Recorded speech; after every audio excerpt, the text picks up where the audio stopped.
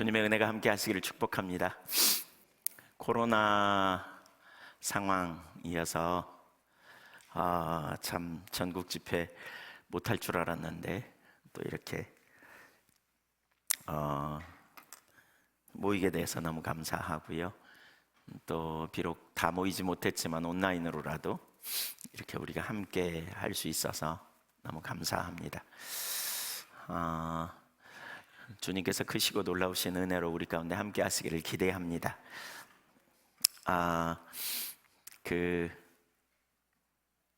개인적으로 저도 이렇게 왜 우리 작년 2월부터 코로나였잖아요. 이렇게 남아공 갔다가 와가지고 또 필리핀 갔다 오고 그러고 그냥 코로나가 코로나 중에도 하여튼 갔다 오게 됐는데 더 확 퍼져가지고 그때는 어디 나가지도 못하고 갑자기 가만히 있게 되니까 이게 만만치 않더라고요. 진짜 힘든 거는 주일날 교회도 못 나오고 예배도 제대로 못 드리고 그렇게 되니까 아무도 없는 데서 예배하는 거 이게 참 설교하는 거 이게 정말 쉽지 않더구만요. 지금은 좀 이렇게 자연스러워졌는데 그리고 뭐 다른 예배도 못 드리고 그러니까 저 개인적으로도 많이 힘들더라고요. 이렇게 시간 상황을 보면서 또 시간이 지나면서 많이 어렵고 힘들었는데 근데 이제 작년 9월부터 또 기도회로 주님 찾기 시작하고 그러면서 차츰차츰 하나님의 은혜를 회복시키시고 또 새롭게 하시고 또 그런 기간이 되면서 너무너무 좋은 시간이 이렇게 되지 않나 싶은데 또 이렇게 우리가 함께 전국 집회를 할 수 있어서 얼마나 감사하고 또 얼마나 신나나 그런 생각이 많이 들고요.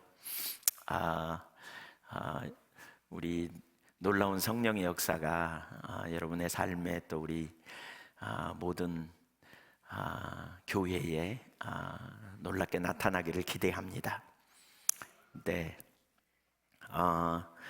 제가 오늘 맡은 부분은 성령의 신약 시대는 성령의 시대다. 이 주제입니다. 신약 시대는 성령의 시대입니다. 네.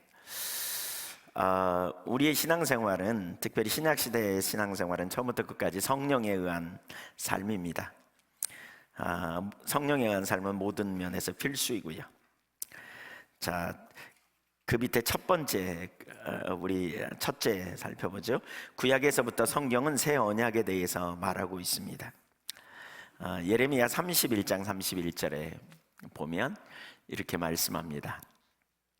여호와의 말씀이니라 보라 날이 이르리니 내가 이스라엘 집과 유다 집에 새 언약을 맺으리라. 이 언약은 내가 그들의 조상들의 손을 잡고 애굽 땅에서 인도하여 내던 날에 맺은 것과 같이 아니할 것은 내가 그들의 남편이 되었어도 그들이 내 언약을 깨뜨렸음이라. 여호와의 말씀이니라. 성경은 새 언약, 즉 신약에 대해서 구약에서 이렇게 예언하고 있죠. 하나님께서 이스라엘 백성들을 애굽 땅에서 인도하여 내던 날에 곧 출애굽기 19장부터 24장에 있는 그 시내산의 언약이죠. 구약과는 다를 것이라고 말하면서 신약의 특징은 하나님께서 하나님의 법을 하나님의 백성들의 마음속에 두고 그들의 마음에 기록하는 것이 될 것이다. 이렇게 말씀합니다. 네, 그래서 33절과 34절을 또 더 읽어보겠습니다. 같이 읽죠. 시작. 그러나 그날 후에 내가 이스라엘 집과 맺은 언약은 이러하니 곧 내가 나의 법을 그들의 속에 두며 그들의 마음에 기록하여 나는 그들의 하나님이 되고 그들은 내 백성이 될 것이라. 여호와의 말씀이니라. 그들이 다시는 각기 이웃과 형제를 가리켜 이르기를 너는 여호와를 알라 하지 아니하리니 이는 작은 자로부터 큰 자까지 다 나를 알기 때문이라. 내가 그들의 악행을 사하고 다시는 그 죄를 기억하지 아니하리라. 여호와의 말씀이니라. 33절에 내가 나의 법을 그들의 속에 두며 그들의 마음에 기록하여 나는 그들의 하나님이 되고 그들은 나의 백성이 될 것이라. 이게 언약 관계죠. 나는 너희 하나님, 너희는 내 백성. 하나님이 되겠다, 되어주겠다. 그러면서 그때 다시는 하나님을 알라 하지 말라. 이렇게 왜 다 알기 때문이다 이렇게 말씀합니다. 그리고 이제 예언의 성취가 고린도후서에 나오죠. 고린도후서 3장 3절 우리 보겠습니다. 여기 조금 덜 울리게, 저는 많이 울리거든요. 좀 덜 울리게 한번 해주시면 좋겠습니다. 네, 저만 울리는지 다 울리는지. 울려요? 예, 다 운대요. 네, 예, 마이크를 울리지 않게 말아주세요. 네, 들으셨나요? 아직 네, 조금 덜 울리게. 아직도 좀 울리는 것 같죠? 저만 그런가요? 네, 다 울어요? 네, 아무래도 울어야 되나 봐요. 네, 고린도후서 3장 3절 우리 같이 읽겠습니다. 너희는 우리로 말미암아 나타난 그리스도의 편지니 이는 먹으로 쓴 것이 아니요 오직 살아계신 하나님의 영으로 쓴 것이며 또 돌판에 쓴 것이 아니요 오직 육의 마음판에 쓴 것이라. 네, 마음판에 쓴 것이다 그랬죠? 돌판에 쓴 게 아니다, 책에 기록된 게 아니다, 마음에 쓴 거다 이렇게 말하죠. 고린도후서 1장 21절 22절도 보겠습니다. 우리를 너희와 함께 그리스도 안에서 굳건하게 하시고 우리에게 기름을 부으신 이는 하나님이시니 그가 또한 우리에게 인치시고 보증으로 우리 마음에 성령을 주셨느니라. 여기 하나님께서 새 언약에서는 하나님의 백성의 마음에 기록하신다는 하나님의 약속이 하나님께서 각 성도의 마음속에 성령을 주심으로써 성취된 것을 잘 보여줍니다. 네, 성령으로서. 그러니까 우리를 그리스도 안에서 굳건하게 세우시고 우리에게 기름을 부으시는 하나님이시다. 그가 우리에게 인치시고 보증으로, 바로 굳건하게 세우신다는 보증으로 우리 마음에 성령을 주셨다 이렇게 말하고 있죠. 고린도서 3장 6절도 보겠습니다. 그가 또한 우리를 새 언약의 일꾼 되기에 만족하게 하셨으니 율법 조문으로 하지 아니하고 오직 영으로 함이니 율법 조문은 죽이는 것이요 영은 살리는 것이니라. 그러니까 여기서 새 언약, 즉 신약의 특징을 한마디로 말하면 성령에 의한 삶이라고 표현하고 있어요. 그러니까 율법 조문은 죽이는 것이요 영은 살리는 것이다. 그러면서 오직 영으로 함이다. 여기 영은 성령을 가르칩니다. 대부분의 영어 번역은 다 성령으로 말하고 있어요. 그러니까 신약의 삶은 성령에 의한 삶인 것을 말하고 있어요. 우리가 율법 조문으로 문자에 의한 삶이 아닌 거죠. 성령께서 우리 가운데 조명하시고 또 알게 하심으로 말미암아 실제가 되는 삶이 되는 거죠. 그래서 세계적인 성서신학자인 F.F. 브루스 박사는 그리스도의 부활과 기독교인의 부활 사이의 현재 시간은 성령의 시간이다 이렇게 말하고 있어요. 그 외에도 많은 학자들이 사실 성령의 시대인 것을 말하죠. 예수님의 승천과 예수님의 재림 사이에 이렇게 표현하기도 하고, 예수님의 승천과 예수님의 재림 사이의 시간은 성령의 시대다 이렇게 표현하기도 하고. 네, 예수님께 승천하시면서 단순히 책 한 권 주시고 연구해서 살라 이렇게 말씀하시지 않으셨어요. 그래서 예수님은 이 세상에 떠나실 때, 떠나시기 전에 그때가 가까웠을 때 집중적으로 성령에 대해서 가르치시잖아요. 특별히 요한복음에 집중적으로 가르치시죠. 또 다른 보혜사를 너에게 보내리라 이런 표현을 반복적으로 말씀하십니다. 우리는 성경을 강조해야 되고요. 성경 말씀이 참 중요하죠. 그래서 말씀과 성령이 조화를 이루는 이번 주간에 다뤄질 텐데, 말씀은 아무리 강조해도 지나침이 없을 만큼 중요합니다. 그러나 오늘날 말씀을 강조한 나머지 성령을 소홀히 하는 사람들이 많아요. 그건 잘못된 것이지요. 신약시대는 철저하게 성령의 시대고요. 성령이 없이는 우리 신앙에 아무것도 단 한 가지도 가능하지 않습니다. 우리 신앙의 모든 영역에 성령의 역사가 있어야 합니다. 성령의 역사가. 두 번째, 영생의 삶은 성령에 의한 삶입니다. 그러니까 요한복음 5장 24절을 좀 보겠습니다. 내가 진실로 너희에게 이르노니 내 말을 듣고 나 보내신 이를 믿는 자는 영생을 얻었고 심판에 이르지 아니하나니 사망에서 생명으로 옮겼느니라. 예수를 믿음으로, 예수 믿는 자는 영생을 얻었다, 이렇게 말하고 있어요. 영생을 얻었다, 과거형이죠. 예수 믿는 순간 우리는 영생을 얻은 자다. 영생은 미래적 사건이 아니라 현재 얻은 사건이라고 말하고 있고요. 그래서 우리가 이 땅에서 영생을 얻은 자의 삶의 특징을 두 가지로 볼 수 있는데, 하나는 뭐냐면 하나님을 아는 거예요. 그래서 요한복음 17장 3절에 영생은 곧 유일하신 참 하나님과 그의 보내신 자 예수 그리스도를 아는 것이니이다. 영생을 얻은 자는 예수님을 안다는 거예요. 하나님을 안다는 거예요. 그렇죠? 거울을 보는 것처럼 우리 고린도전서 13장에 말하지만 희미하게 보일지라도 곧 주님과의 친밀한 교제 가운데서 하나님을 알게 되어 있다는 거죠. 알아야, 예수를 알아야, 예수님을 알아야 믿게 되고 또 예수님 안에서 하나님을 우리가 알게 되는 일이 일어났다. 이게 영생을 얻은 자의 특징이에요. 영생을 얻었는데 하나님을 모르는 건 말이 안 되는 거죠. 영생의 삶의 두 번째 특징은 성령에 의한 삶입니다.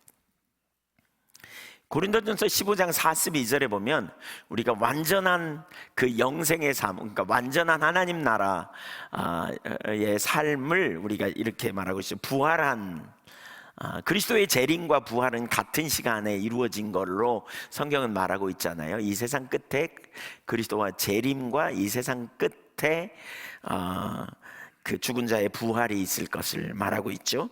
42절, 고린도전서 15장 42절 44절까지 같이 읽어보겠습니다. 시작.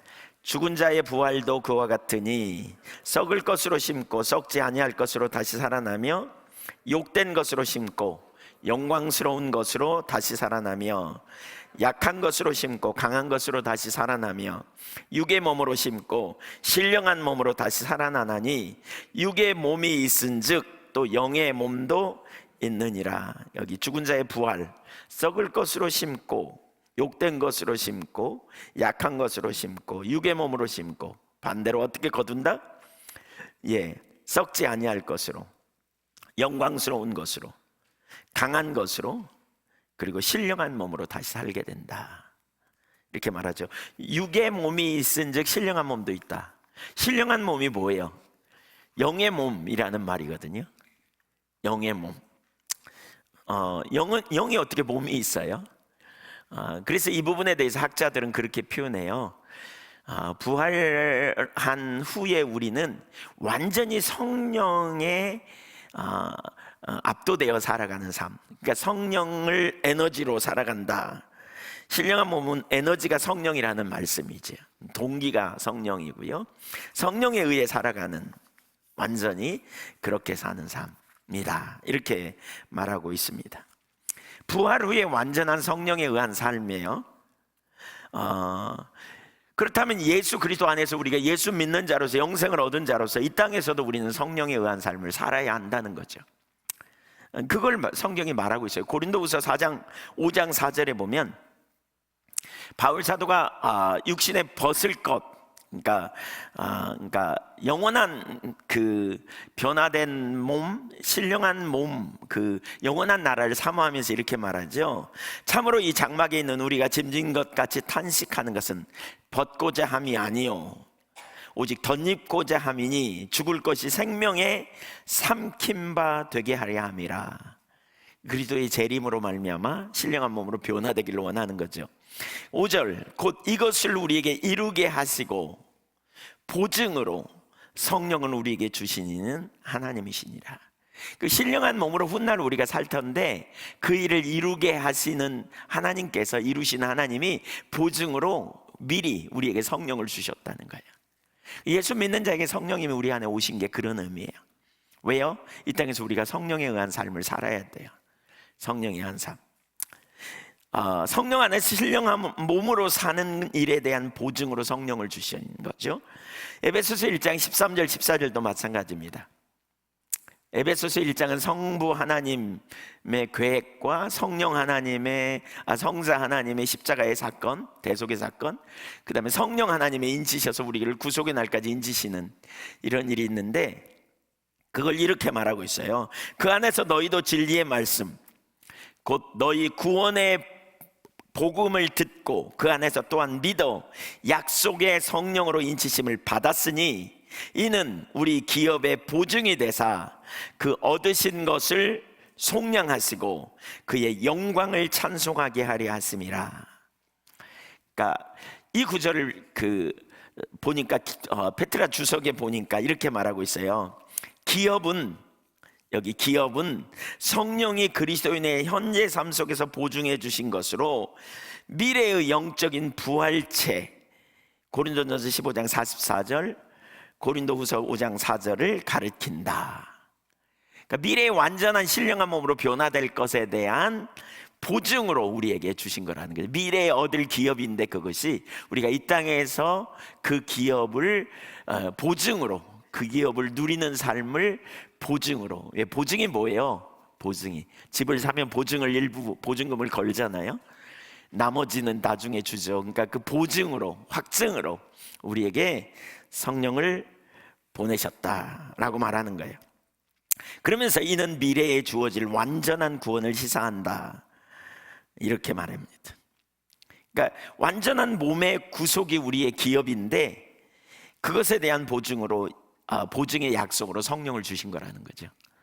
그래서 우리 이 땅에서 성령에 의한 삶을 사는 거예요. 이게 영생을 얻은 자의 특징이에요. 그래서 하나님께서 그러니까 예수 믿는 자들에게 얼마든지 하나님의 약속인 선물, 성령을 선물로 주시겠다, 이렇게 말하잖아요. 요엘서 2장 28절 이하에. 그걸 베드로가 인용하면서 이제 예수 믿는 자들 안에 내주하신 성령에 대해서 사도행전 2장 38절에 보면 이렇게 말해요. 사도행전 2장 38절 39절을 같이 한번 읽어볼까요? 사도행전 2장 38절 39절.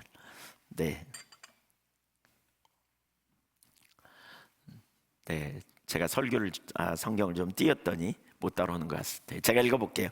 베드로가 이르되 너희가 회개하여 각각 예수 그리스도의 이름으로 세례를 받고 죄 사함을 받으라. 그리하면 성령의 선물을 받으리니. 이 말은 성령을 선물로 받는다, 그 말입니다. 이 약속은 너희와 너희 자녀와 모든 먼데 사람 곧 주 우리 하나님이 얼마든지 부르시는 자들에게 하신 것이라 하고. 사도행전에 보면 예수 믿는 자에게 성령이 임하시는 역사를 계속 볼 수 있잖아요. 사도 바울이 그랬고, 또 고넬료의 집에 복음이 증거될 때 성령이 임하셨고, 그렇죠? 이런 일들이 계속 나타나죠. 예수 믿는 자에게 성령이 임하세요. 왜요? 그게 영생의 삶의 특징이고요, 그게 신약 시대에 우리가 성령에 의한 삶을 살아야 될 이유인 것이죠. 그래서 갈라디아서 5장에 성령을 쫓아 행하라 그러고, 육체의 소욕과 성령의 소욕이 지금 거스려 서로 대적한다. 그래서 육체의 소욕을 쫓지 말고 성령을 쫓아 행하라고 말하고 있죠. 성령으로 삶을 얻었으니까 성령과 동행하라고 갈라디아서 5장 25절에 보면 이렇게 말하고 있죠. 지금은 우리가 몸 안에 있기 때문에, 신령한 몸으로 변화되지 않았기 때문에 육체와 성령의 그런 갈등이 있지만, 그러나 그날에는 우리가 온전히 성령에 의한 삶을 살게 될 거라는 거죠. 그러나 이 땅에서 우리가 예수 믿는 순간 성령님이 우리 안에 내주하시고 저와 여러분을 온전함으로 인도하실 거라고 말하고 있는 거예요. 네, 성령으로 사시기를 축복합니다. 두 번째, 성령의 필수성. 성경은 우리 신앙의 모든 면에서 성령에 의한 삶이 필수적인 것을 가르칩니다. 성령이 없이는 우리 신앙생활 중 어느 것도 진정으로 가능하지 않습니다. 성령으로 하지 않고서는 우리가 정말 하나님을 기쁘시게 하는 삶도, 능력 있는 삶도 살지 못합니다. 예수님은 이 세상을 떠나실 때가 가까이 왔을 때 집중적으로 제자들에게 성령에 대해서 가르치셨다 그랬잖아요. 특별히 보혜사 성령, 요한복음에서 집중적으로 많이 말하고 있는데, 성경 몇 구절만 보면 명백히 알 수 있어요. 우리가 성령에 의한 삶이 얼마나 중요한지. 요한복음 14장 16절 이하를 좀 볼까요? 16절부터 18절까지 한번 보죠.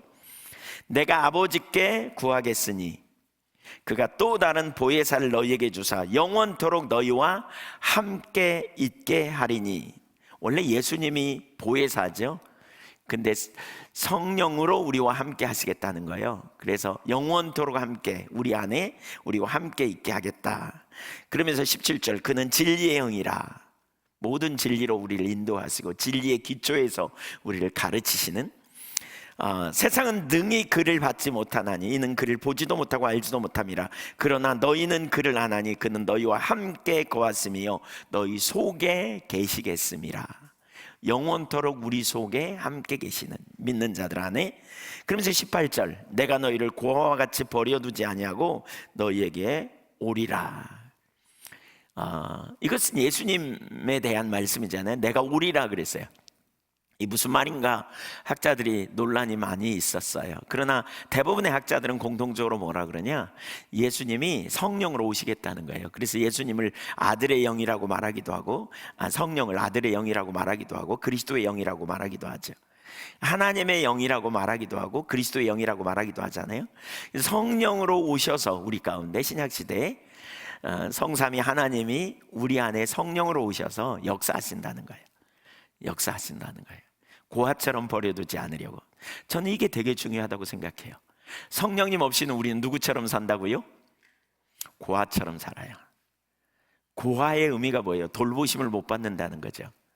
가르침을 받아야 될 나이에 가르침을 못 받고 돌보심을 받아야 될 나이에 돌보심을 못 받는 거예요. 그러니까 성령님이 없이는 안 돼요. 성령님이 없이는. 네. 성령의 인도하심을 받고 성령님의 가르침을 받고 성령님이 우리에게 깨닫게 해주시는 역사가 일어나야 되고 성령님이 능력으로 우리와 함께 해주시는 역사가 일어나야 돼요. 네. 그러니까 성령이 아니면 우리는 고아처럼 살고 성령이 아니면 시간이 오래 지내도 못 배워. 여전히 영적 어린아이에 불과해요. 안 자라요. 해야 될 일을 못해. 알아야 될 지식을 몰라. 그러니까 성령님 없는 삶은 참 비극이에요. 한편으로는. 그렇죠? 성령님을 놓치고 살면 비극이에요. 오늘날 많은 사람들이 성령에 의한 삶을 얘기하면 성령님은 우리 안에 계십니다 그러면 아멘 하잖아요. 성령에 의한 삶을 말하면 아멘 하잖아요. 근데 사실은 성령님 굉장히 무시하고 살잖아요.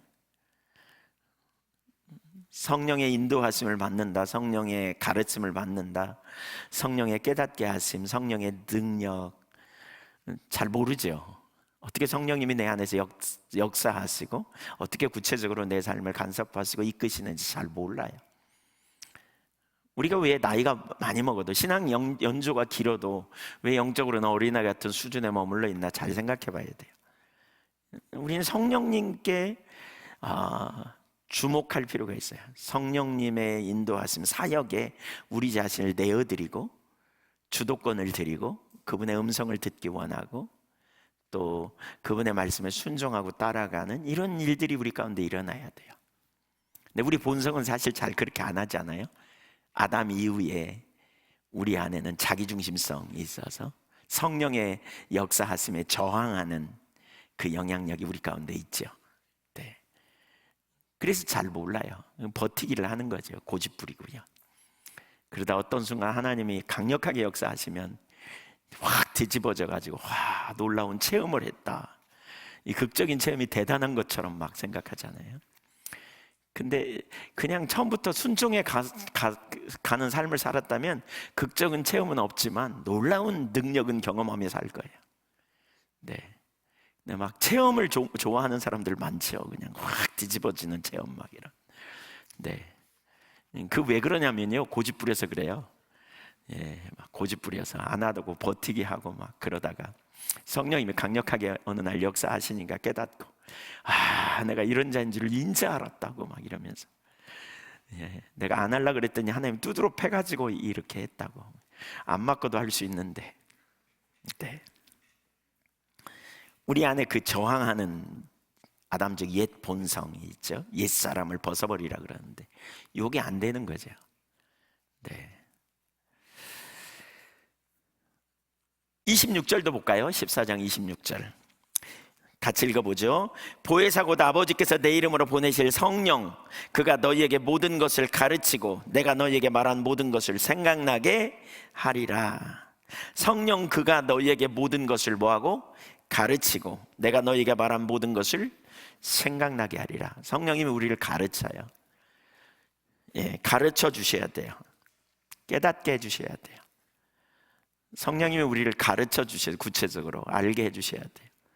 네. 그리고 주님의 말씀이 어떤 순간에 어떤 상황에 깨닫게 되는 거죠.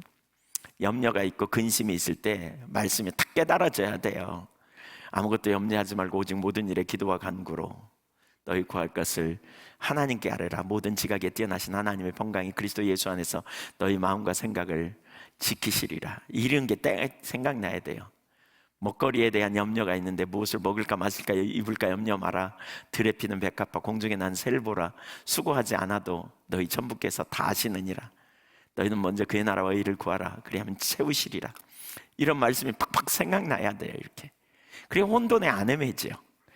네, 이 생각나게 하시는 일을 누가 하신다고요? 성령님이 하시는 거예요. 이렇게 말씀을 적용시켜 주시고 깨닫게 하시고 길을 내주시고, 이런 이 성령님이 하신다는 거예요. 진리가 실제되게 하시는 거죠. 어떤 순간 말씀을 적용케 해주시는 거죠. 15장 26절도 볼까요? 26절 27절 내가 아버지께로부터 너희에게 보낼 보혜사고 아버지께로부터 나오시는 진리의 성령이 오실 때 그가 나를 증언할 것이요 너희도 처음부터 나와 함께 있으므로 증언하느니라. 복음의 증인되는 삶도 성령께서 우리에게 역사하실 때 가능해요. 진리의 성령이 오실 때 그가 나를 증언하실 거다. 성령님으로 우리가 증인되는 삶이 가능한 거죠. 7절 16장 7절 8절 그러나 내가 너희에게 실상을 말하노니 내가 떠나가는 것이 너희에게 유익이라. 내가 떠나가지 아니하면 보혜사가 너희에게로 오시지 아니할 것이요 가면 내가 그를 너희에게로 보내리니 그가 와서 죄에 대하여 의에 대하여 심판에 대하여 세상을 책망하시리라. 여기 보면 죄를 깨닫게 하시는 것이 성령의 조명으로만 가능하다 그러죠. 왜? 예수님이 계시는 게 제자들에게서는 유익하겠잖아요. 근데 예수님 뭐라 그래요? 내가 가는 것이, 실상을 말하는데 내가 가는 게 유익이야. 왜요? 성령님이 예수님이 가셔서 또 다른 보혜사 성령으로 우리 가운데 오셔서 모든 사람에게 역동적으로 역사하셔서 깨닫게 하신다는 거죠. 뭐가 죄인지, 뭐가 심판인지, 뭐가 의로움인지 깨닫게 하신다는 거죠. 우리가 얼마나 자주 교만합니까? 교만한지도 모르지 않아요. 또 여러분 어쩌면 이번에 코로나 시대를 거치면서 영적으로 여러분 팍팍 눌린 경험이 있었을 수도 있어요. 영적으로 눌리고 하나님 안 찾는데 찾는데 소홀히 하고 환경에 초점 가고 테레비 이런 데 푹 빠져갖고 보기 시작하고 그러면 어떤 순간 검은 봉지를 뒤집어 쓴 느낌이 들걸요. 검은 봉지를 뒤집어 쓰는지는 잘 몰라요. 언제 하냐? 벗어봐야 알아요. 벗기 전에는 몰라요. 멍하죠. 설교도 잘 안 들어오고 기도도 안 되고 예배도 잘 안 되고 경배의 깊은 자리로도 안 들어가고 그런 분들 지금 검은 봉지를 쓴 거예요, 여러분. 네, 집중해서 하나님 찾고 은혜를 구하고 이번 기회에 성령께서 임재하셔서 여러분을 그 봉지를 벗겨주시기를 축복합니다. 벗어봐야 알아요. 벗어봐야. 그때 내가 교만하구나, 내가 심각했구나, 이걸 그때 깨달아요. 누구의 역사예요? 성령의 조명이 있어야 돼요. 그게 아니면 우리가 그 자리에 있음에도 불구하고 몰라요. 입에서 자꾸 불평이 툭툭 터져 나오죠. 자꾸 원망이 나오죠. 누구 탓 그러면서 괜히 비비 꼬인 눈으로 바라보죠. 왜 이렇게 설교는 길어가지고 말이야 막 이러면서 평상시에 맨날 길었어요. 근데 그냥 불평이 나오는 거죠. 앉아가지고. 왜냐하면 이게 써서 그래요. 써서. 근데 몰라요. 성령이 조명해 주셔야 돼요. 빛을 비추셔야 돼요. 우리 가운데 뭐가 죄인지 알게 해주셔야죠. 그래야 회개가 일어나고 전환되고 뒤집어지는 일이 벌어지는 거죠. 요한복음 16장 13절도 한번 볼까요? 그러나 진리의 성령이 오시면 그가 너희를 모든 진리 가운데로 인도하시리니 그가 스스로 말하지 않고 오직 들은 것을 말하며 장래 일을 너희에게 알리시리라. 스스로 말하지 않습니다. 성령님이 성부 하나님, 성자 하나님으로부터 들은 것을 말하며 장래 일을 너희에게 알리시리라 그랬어요. 제자들을 증인으로 부르시면서 위로부터 오는 능력도 기다리라고 하셨죠. 기다리라고 하셨어요. 누가복음 24장 48절을 보면 너희는 이 모든 일의 증인이라 그러면서 49절에 볼지어다 내가 내 아버지께서 약속하신 것을 너희에게 보내리니 너희는 이로부터 능력으로 입혀질 때까지 이 성에 머물라 하시니라 그랬어요.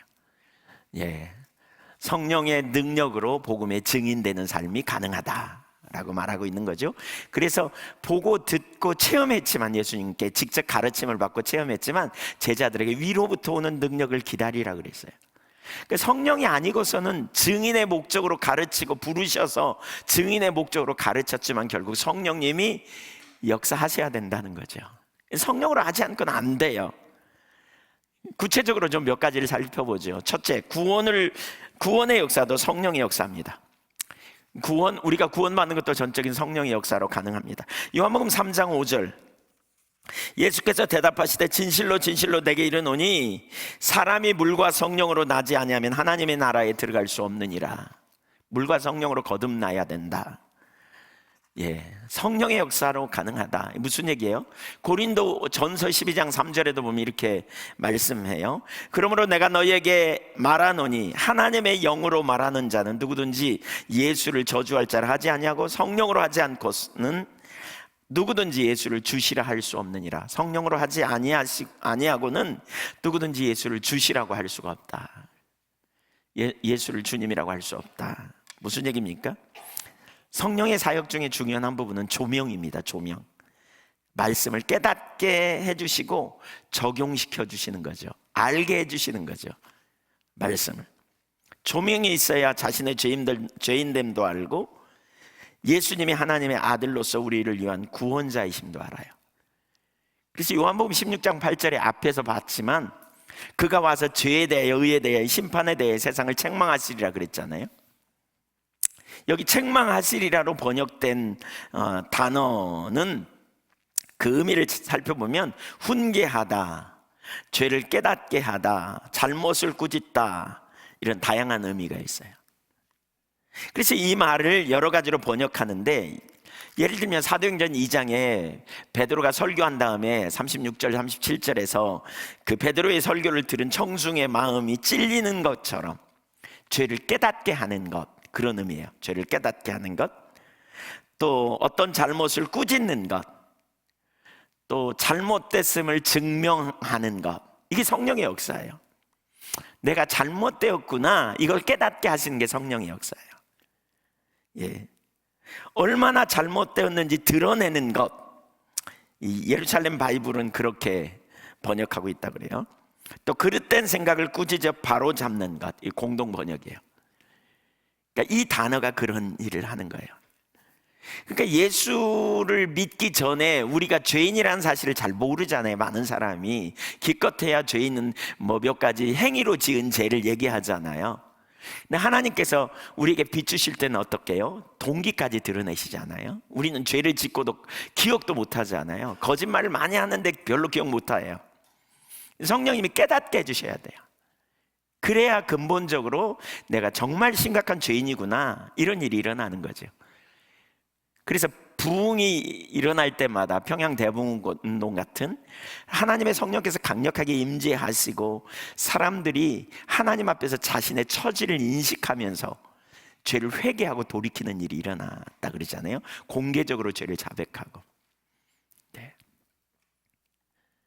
제가 과거에 그런 감동을, 기도만 하면 하나님께서 겸손해라, 섰다고 생각하지 마라, 이런 감동을 자꾸 주셨어요.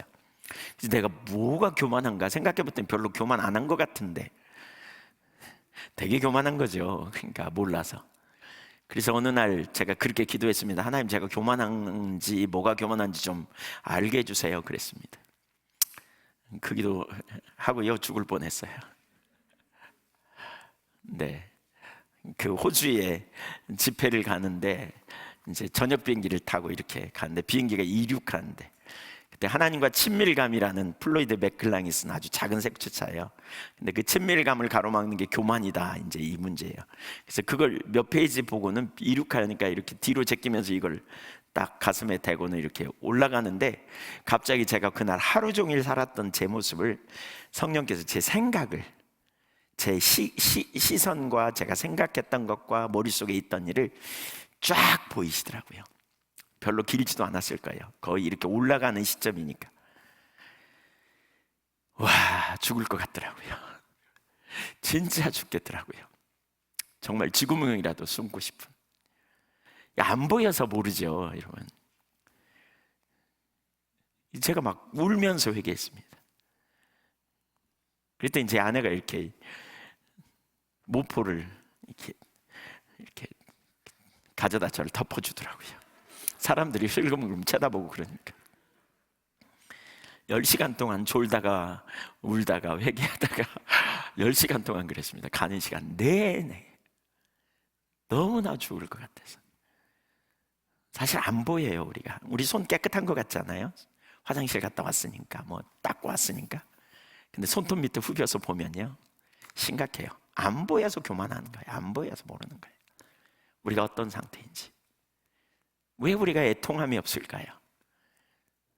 사실 예배의 가장 중요한 자세가 이사야 66장에 보면 물은 마음이 가난하고 심령이 통회하며 내 말을 인하여 떠는 자 그를 내가 돌보려니와 그러잖아요. 근데 왜 우리에게 애통함이 없을까요? 뭔가 된 것처럼 여길까요? 하나님 앞에서 안 보여서 그래요. 우리의 상태가 어떤지. 근데 성령께서 이런 일을 행하실 때에 우리가 우리 자신의 모습을 보면서 사실은 오라 공고한 사람이로다, 누가 나를 이 사망의 몸에서 건져내랴, 이런 탄식이 저절로 나올 수밖에 없는 거죠. 우리가 구원을 얻기 위해서 정말 중요한 것은 성령의 조명으로 우리가 죄인이라는 사실을 깨닫게 하시고, 동시에 예수님만이 우리의 유일한 구원자여 하나님의 아들이심을 알게 될 때 우리가 구원에 이르게 되는 거죠. 그래서 로마서 10장 10절에 보면 사람이 마음으로 믿어 입에 의에 이르고 입으로 시인하여 구원에 이른다 그랬어요. 여기 마음으로 믿는다는 말은 마인드가 아니고 하트입니다. 심령에 믿는 겁니다. 성령의 조명으로 믿는 것이지요. 스스로 얼마나 죄인지를 저절하게 깨닫고 인식하는, 베드로가 주는 그리스도시요 살아계신 하나님의 아들입니다라고 고백하자 예수님이 그를 칭찬하죠. 바요나 시몬아, 너 참 복되다.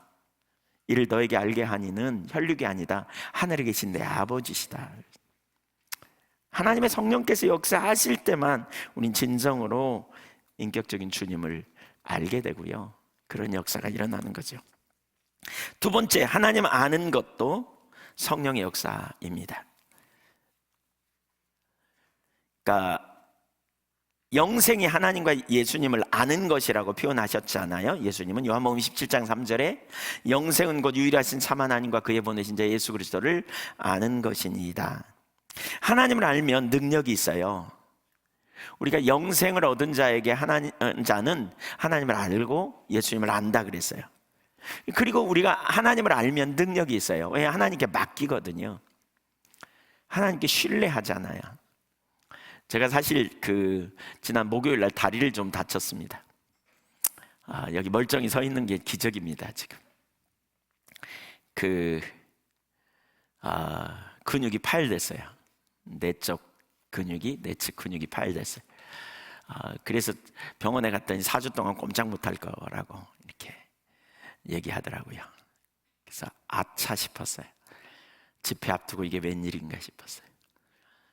주일날 그걸 알고 주일날 의자를 샀어요. 이만한 의자를 사서 이렇게 놓고 깔고 앉고 하라고. 그래서 여기도 가져올까 했더니 이건 다 보여서 안 될 것 같았네요. 근데 그러고 나서 금요일날 병원에 되게 아프더라고요. 목요일날은 정말 많이 아팠어요. 금요일날 이렇게 아침에 일어났는데 마음이 참 낙담되더라고요.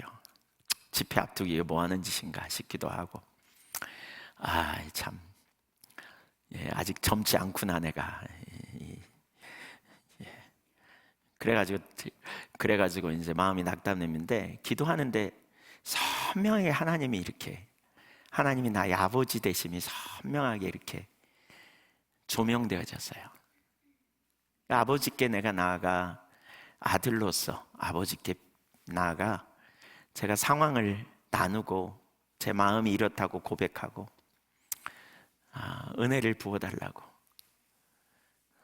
저를 붙들어 달라고, 제가 정말 아버지 기쁘시게 하고 싶다고, 저를 새롭게 하는 은혜를 부어달라고 제가 이렇게 구했습니다.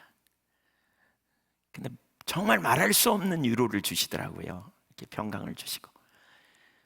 근데 제가 그때 알았어요. 내가 널 고칠게 뭐 이런 말씀은 하나도 없었는데 제가 그때 알았어요.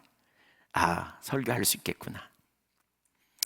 제 아내랑은 빨리 제 딸도 그렇고 빨리 여 목사님하고 전화 통화해갖고 어떻게 해야 될지 상의하라고 빨리. 그래서 염려 말라고 설교할 거라고 그랬더니 너무 좀 그런 것 같다고 그러면서, 그래서 설교할 거라고, 주님이 고치실 거라고. 근데 급속도로 좋아지는 거 있죠. 급속도로, 진짜 급속도로 통증이 그 이후에 없어지더라고요. 일단 통증이 없어지니까. 그리고 나더니 이렇게 짚을 수도 있게 되고요. 하루 더 지나니까 토요일날 되니까 좀 일어서기도 하고, 주일날 아침에 이렇게 뭐 이거 목발도 짚고 이것도 차고 그러고 나오는데 이거 필요 없을 것 같아요. 그래서 목발도 던지고 이것도 풀러버리고, 그리고 교회 와서 이 의자도 다 준비해놨는데 그거 없이 그냥 설교했습니다. 1부 예배, 2부 예배, 3부 예배까지 설교했습니다. 어제 오늘 훨씬 나아졌어요. 네, 약간 좀 걷는데 약간 어렵지만 서는 건 하나도 무리 없이. 하나님을 알게 될 때 우리가 얼마나 그 안식과 평강이 있는지, 하나님을 아는 게 얼마나 강력한 능력인지, 하나님께 일단 염려도 맡기고 문제도 맡기지 않아요. 그냥 이론적인 지식이 아니고 실제잖아요. 여러분 한번 생각해 보세요. 저는 신앙에 대해서 이런 고민을 참 많이 합니다. 여러분 예를 들면 여기 불이 나면 어디로 가실래요? 불이 나면 어디로 도망가실래요? 예, 그렇죠. 뒤에 문이 있으니까. 그렇죠. 불이 났는데 그때 다 허겁지겁 저한테 달려갖고 이 문으로 나가도 되냐고 이렇게 물어본 사람 아무도 없을 거래요. 맞죠? 네, 왜요? 진리는요 삶으로 연결돼요. 진리는 행동으로 가게 돼 있어요. 근데 오늘날 심각한 문제는 머리로 아는 지식에 그치고 말아요. 어린아이가 아빠 손을 붙잡고 외출을 했다고 쳐보세요. 그러다가 아빠가 떨어져서 좀 나가요. 저기 멀리 가요. 갔더니 저쪽에서 개가 한 마리 쫓아와요. 그러면 아기가 어떻게 합니까? 아빠 없는 다른 데로 도망갑니까? 아빠! 그리고 뒤로 돌아서 아빠를 향해 달려나오지 않아요. 이게 너무나 자연스러운 거예요. 이거 하나도 안 이상해요. 근데 우리는 하나님을 아버지라 그러면서 어려움이 있는데 하나님께 안 가.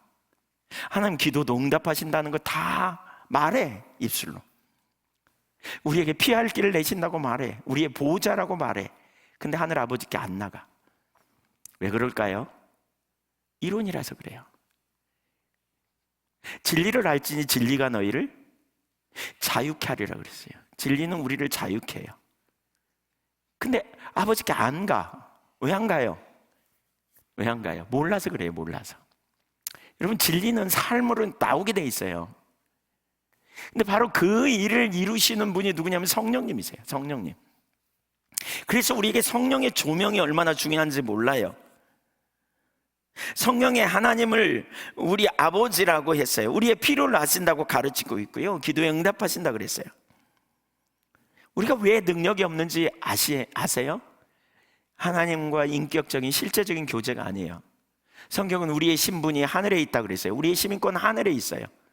우린 새로운 피조물이에요. 우리는 하나님이 우리 아빠가 되세요. 성경은 얼마나 예수님이 오셔서 하나님이 우리 아빠라는 걸, 아버지라는 걸 많이 가르쳤습니까? 우린 그걸 많이 수없이 들었습니다. 근데 위기의 순간 아버지를 향해 가지 않아요. 우리는 하나님을 나의 피난처라 그러죠. 보호자라 그러죠. 하나님이 우리의 변호사예요. 그러면 하나님이 우리의 변호사가 되면 뭐죠? 억울한 일이 생겨요. 그럼 어떻게 합니까? 하나님께 맡기는 게 너무나 자연스러워요. 유능한 변호사시니까, 유능한 보호자시니까 하나님께 맡겨요. 그러면요, 우리는 맡기고 나면 우리 마음이 편안해져야 돼요. 머리가 가벼워야 돼요. 근데 복잡해요.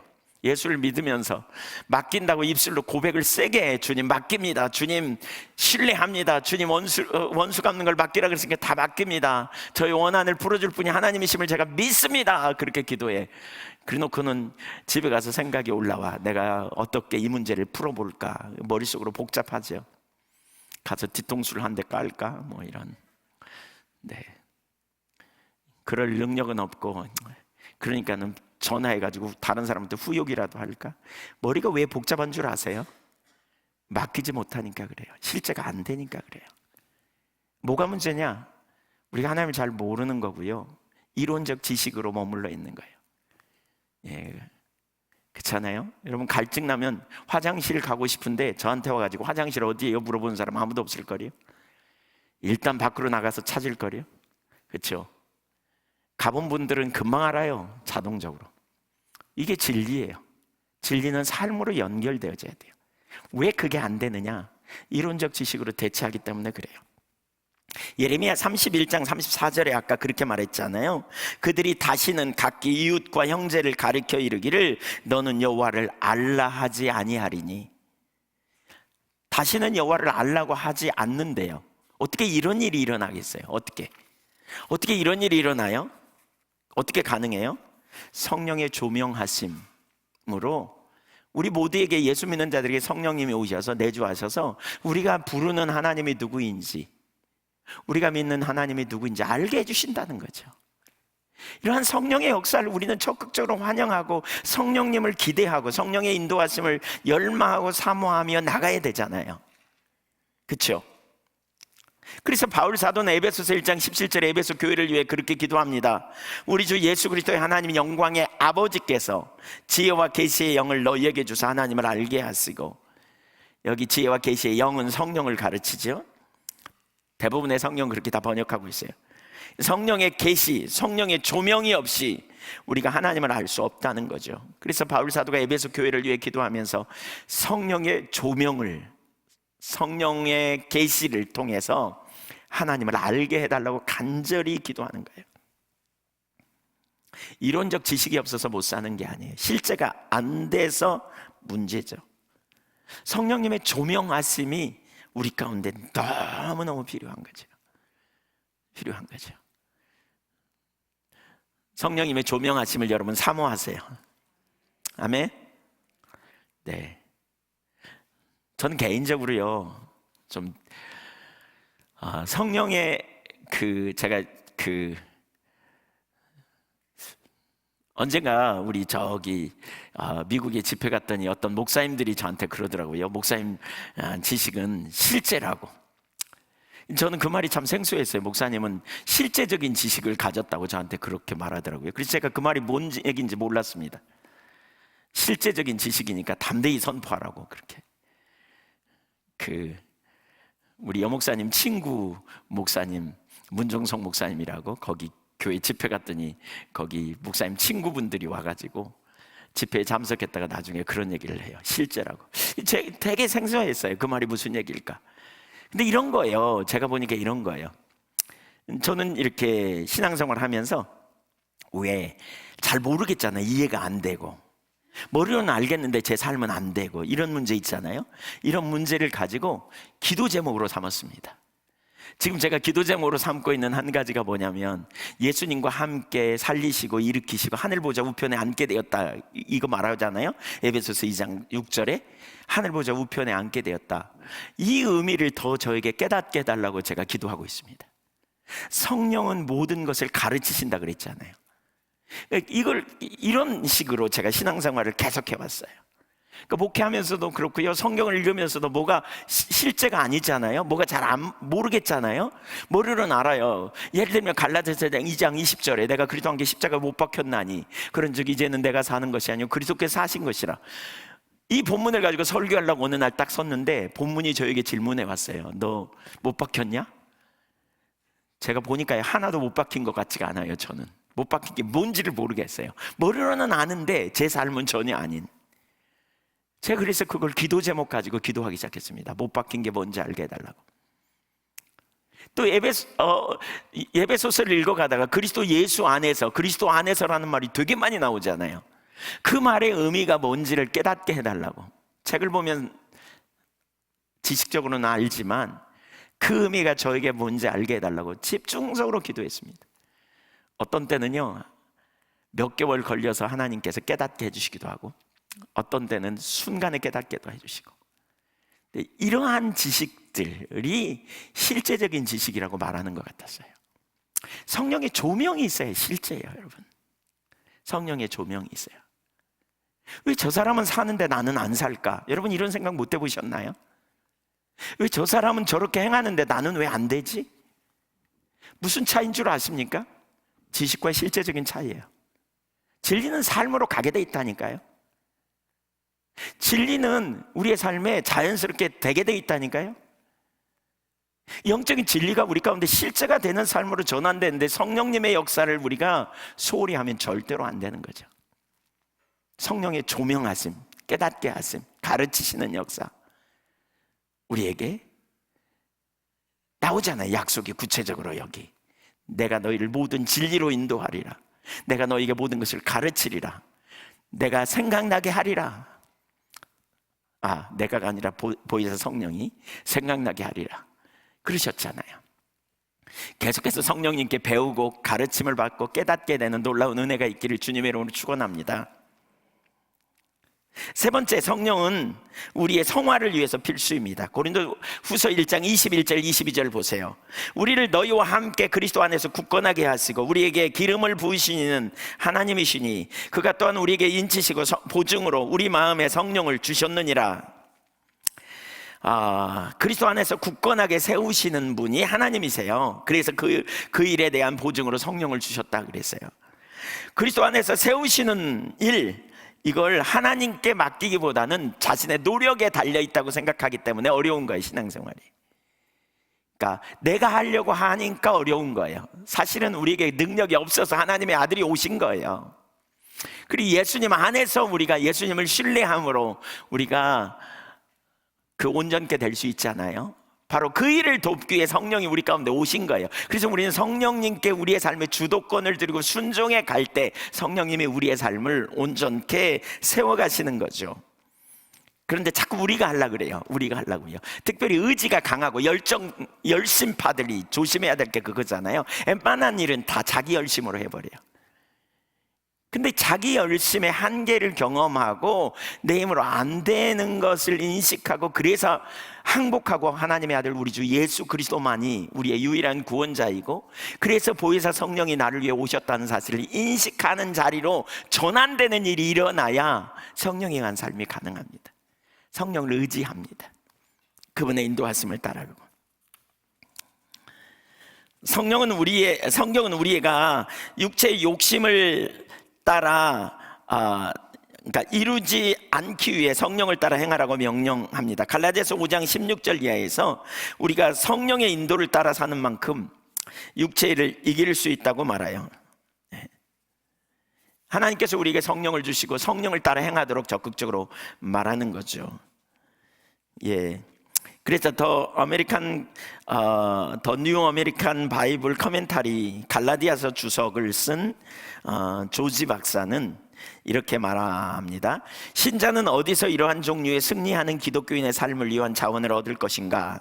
현대의 종교적인 가르침은 매력적인 인품, 그 사람에게 내재된 능력, 신학교회에서의 높은 학위, 성숙한 기독교인의 삶에 대한 특별한 세미나, 사회운동, 영적 심리요법, 그리고 다른 것들 등 많은 답변을 제시한다. 이게 이제 세상에서 그렇게 말하는 거죠. 현대의 종교적 가르침. 그러나 바울의 응답은 단순하게 성령이다.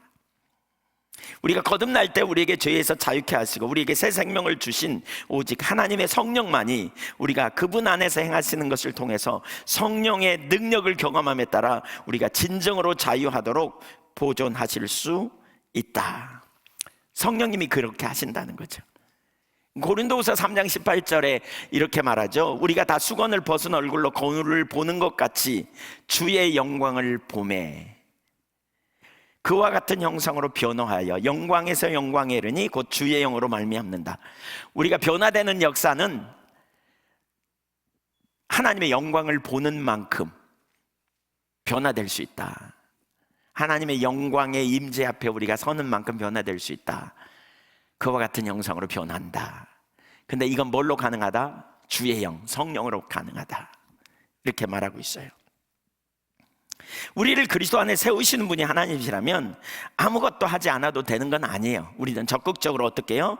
성령과 동행하는 삶을 살기 위해 힘을 쏟아야 돼요. 왜요? 우리 안에 성령을 거스리는 영역이 있기 때문에. 그래서 뭐라 그랬어요? 육체의 소욕과 성령의 소욕이 서로 거스린다 그랬잖아요. 또 에베소서 4장 22절에 옛사람을 벗어버리고 또 24절에 새 사람을 입으라라고 말하고 있어요. 우리가 해야 될 적극적인 영역이 있어요. 아까 성령의 역사에 우리가 저항하는 우리 옛사람, 옛자아가 우리 속에 있다 그랬잖아요. 그렇기 때문에 성령의 인도하심을 우리가 자꾸 따라가지 못하고요, 반대급부로 우리가 행하기 때문에 이런 부분에 있어서 우리가 적극적으로 성령의 인도하심에 온 힘을 다해 열망하고 사모하는 자리로 가야 돼요. 한편으로는 하나님을 찾는 자리로 가야 돼요. 그리고 그렇게 우리가 하나님을 추구할 때 성령께서 임재하셔서 하나님의 영광을 나타내시고 또 하나님이 조명하심을 통해서 우리의 삶의 근본적인 전환이 일어나는 거죠.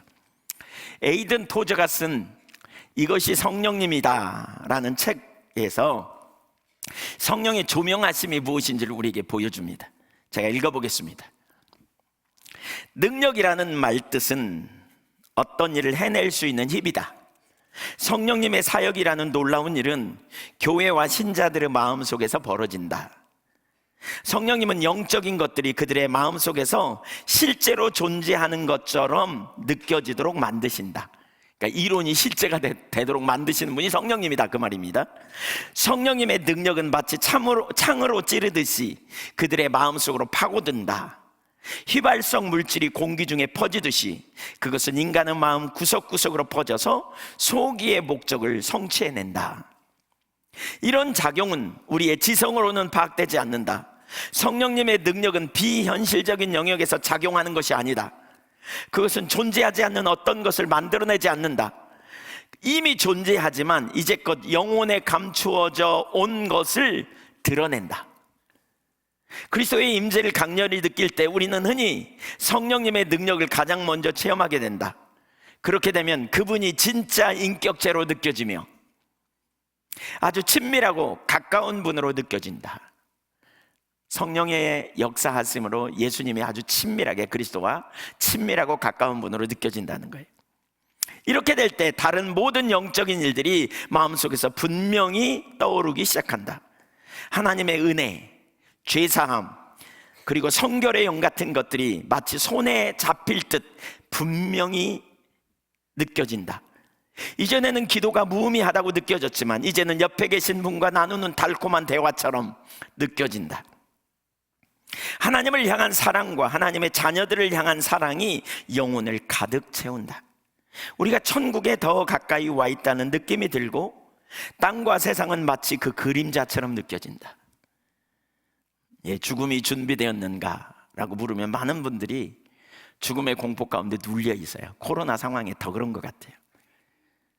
우리 신앙이 실제인가 이론인가 금방 드러나요. 근데 성령의 조명 인도하심으로 무슨 일이 벌어진다고요?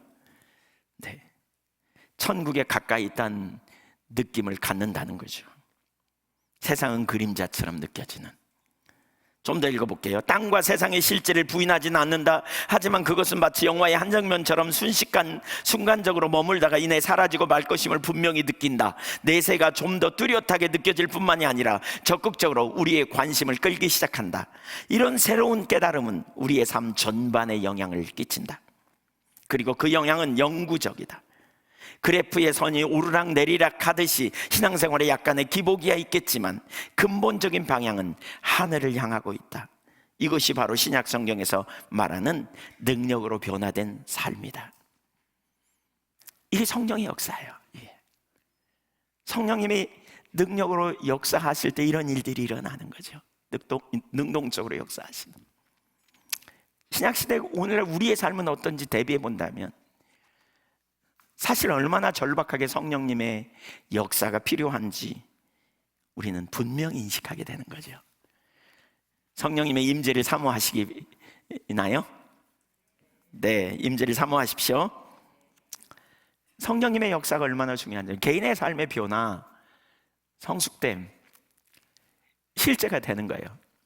최근에 이 한교회 성도님 중에 한 분이 그러더라고요. 목사님, 그동안 수없이 들었는데요, 실제 같아요. 실제. 모든 게 목사님 설교가 다 실제 같아요. 실제. 무슨 일이 벌어진 걸까요? 성령께서 이런 은혜를 부으신 거예요. 실제가 되는 거예요. 그냥 지적으로 들리는 게 아니야. 그냥 그렇게 삶을 조정해 나가고 그렇게 행하고 그랬더니 또 무슨 일이 벌어져요? 가정이 회복되고 관계가 회복되고 놀라운 능력의 역사가 나타난다는 거예요. 실제가 되는 삶이 얼마나 강력한지. 예한교회 지체 중에 한 분이 그러더라고요. 리더 수련회를 저희가 가졌는데 예한교회 와서 가장 강력하게 느낀 것 중에 하나는 진리에 동의한 삶이었다. 성령의 진리에 동의하는 삶이었다. 그래서 무조건 진리에 동의하자. 성령님께.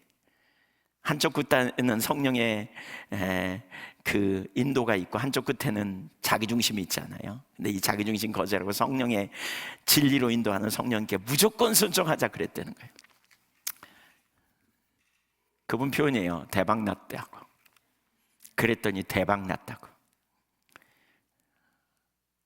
자존심이고 그까짓 거 뭐고 다 던져버리고 성령님의 진리에 순종했더니 대박 났다. 관계의 문제는 말할 것도 없이 자녀들의 삶도 놀랍게 회복되고요.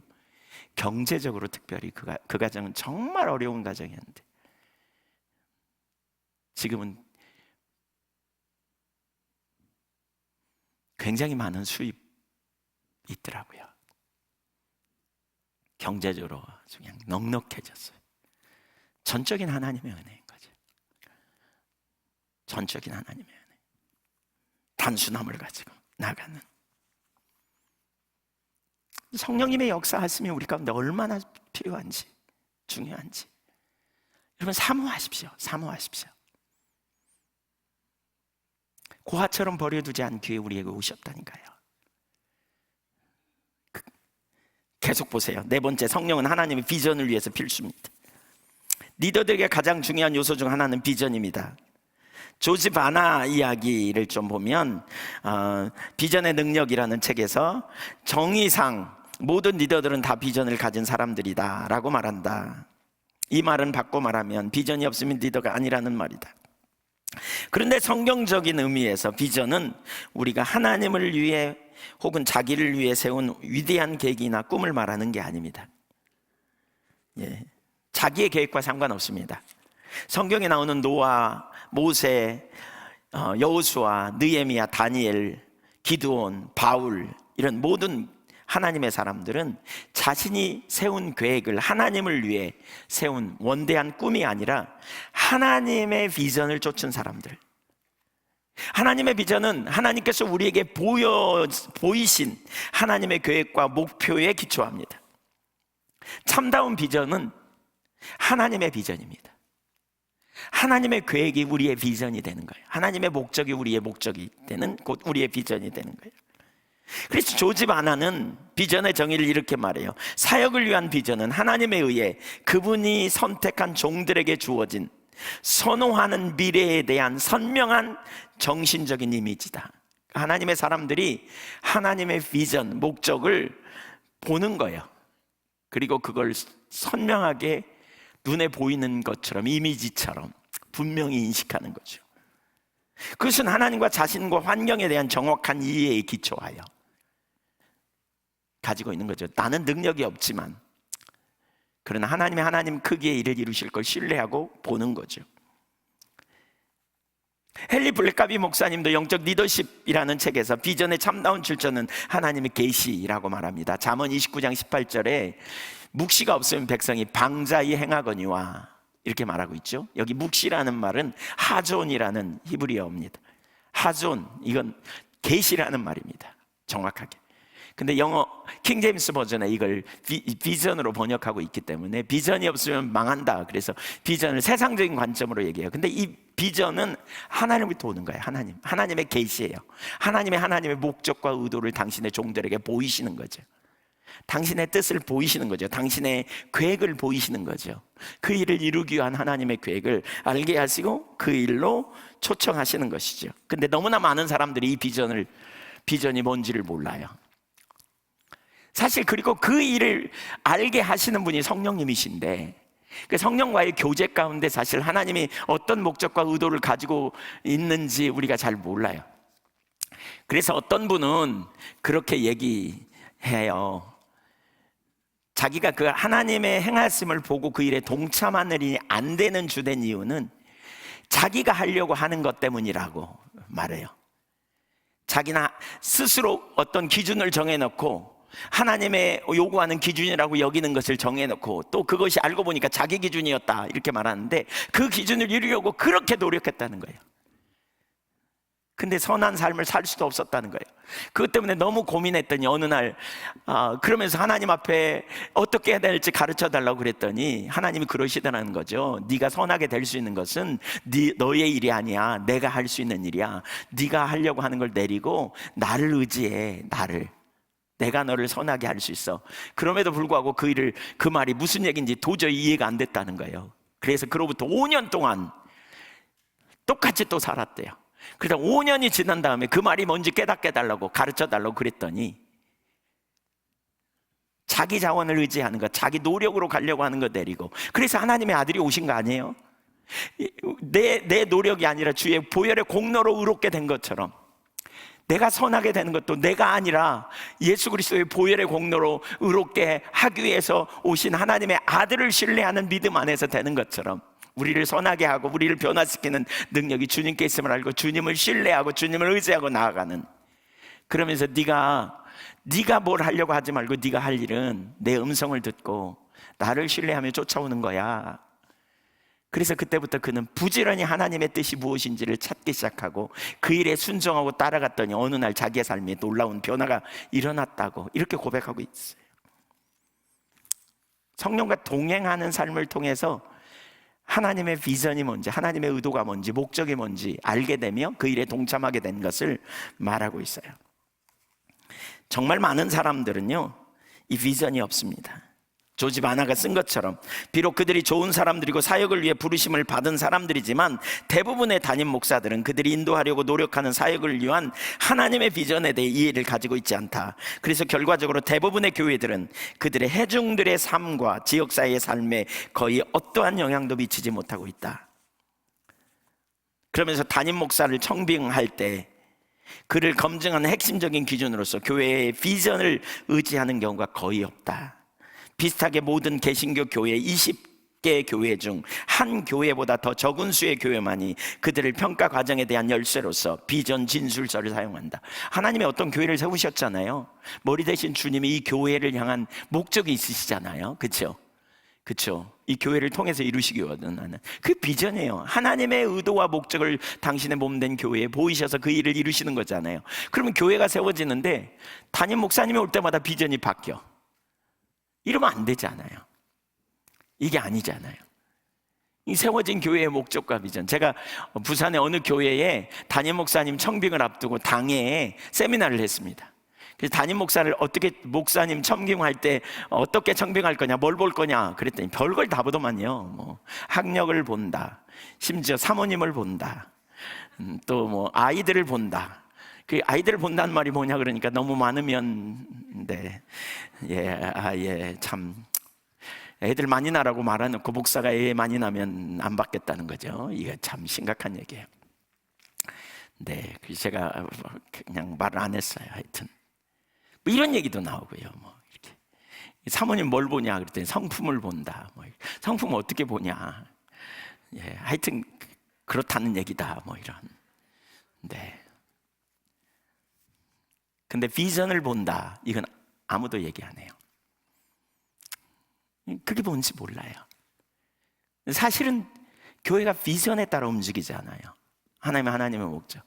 그러니까 제가 그 교회에 가서 나누게 된 게 그거예요. 거기 선교부장님하고 이렇게 얘기하다가 선교부장님이 담임 목사님이 안 계셔가지고 선교비가 책정됐는데 돈을 어떻게 써야 될지 모르겠다고, 예산을 빨리 사용해야 되는데, 그래서 그래서 어떻게 사용하냐 그랬더니 그냥 가까운 교회들, 어려운 교회들 그냥 도와주고 말았다고. 그래서 제가 비전에 대한 이야기를 했더니 그분이 깜짝 놀라면서 그걸 좀 우리 당회에서 좀 나누면 좋겠다 그래서 가게 됐거든요.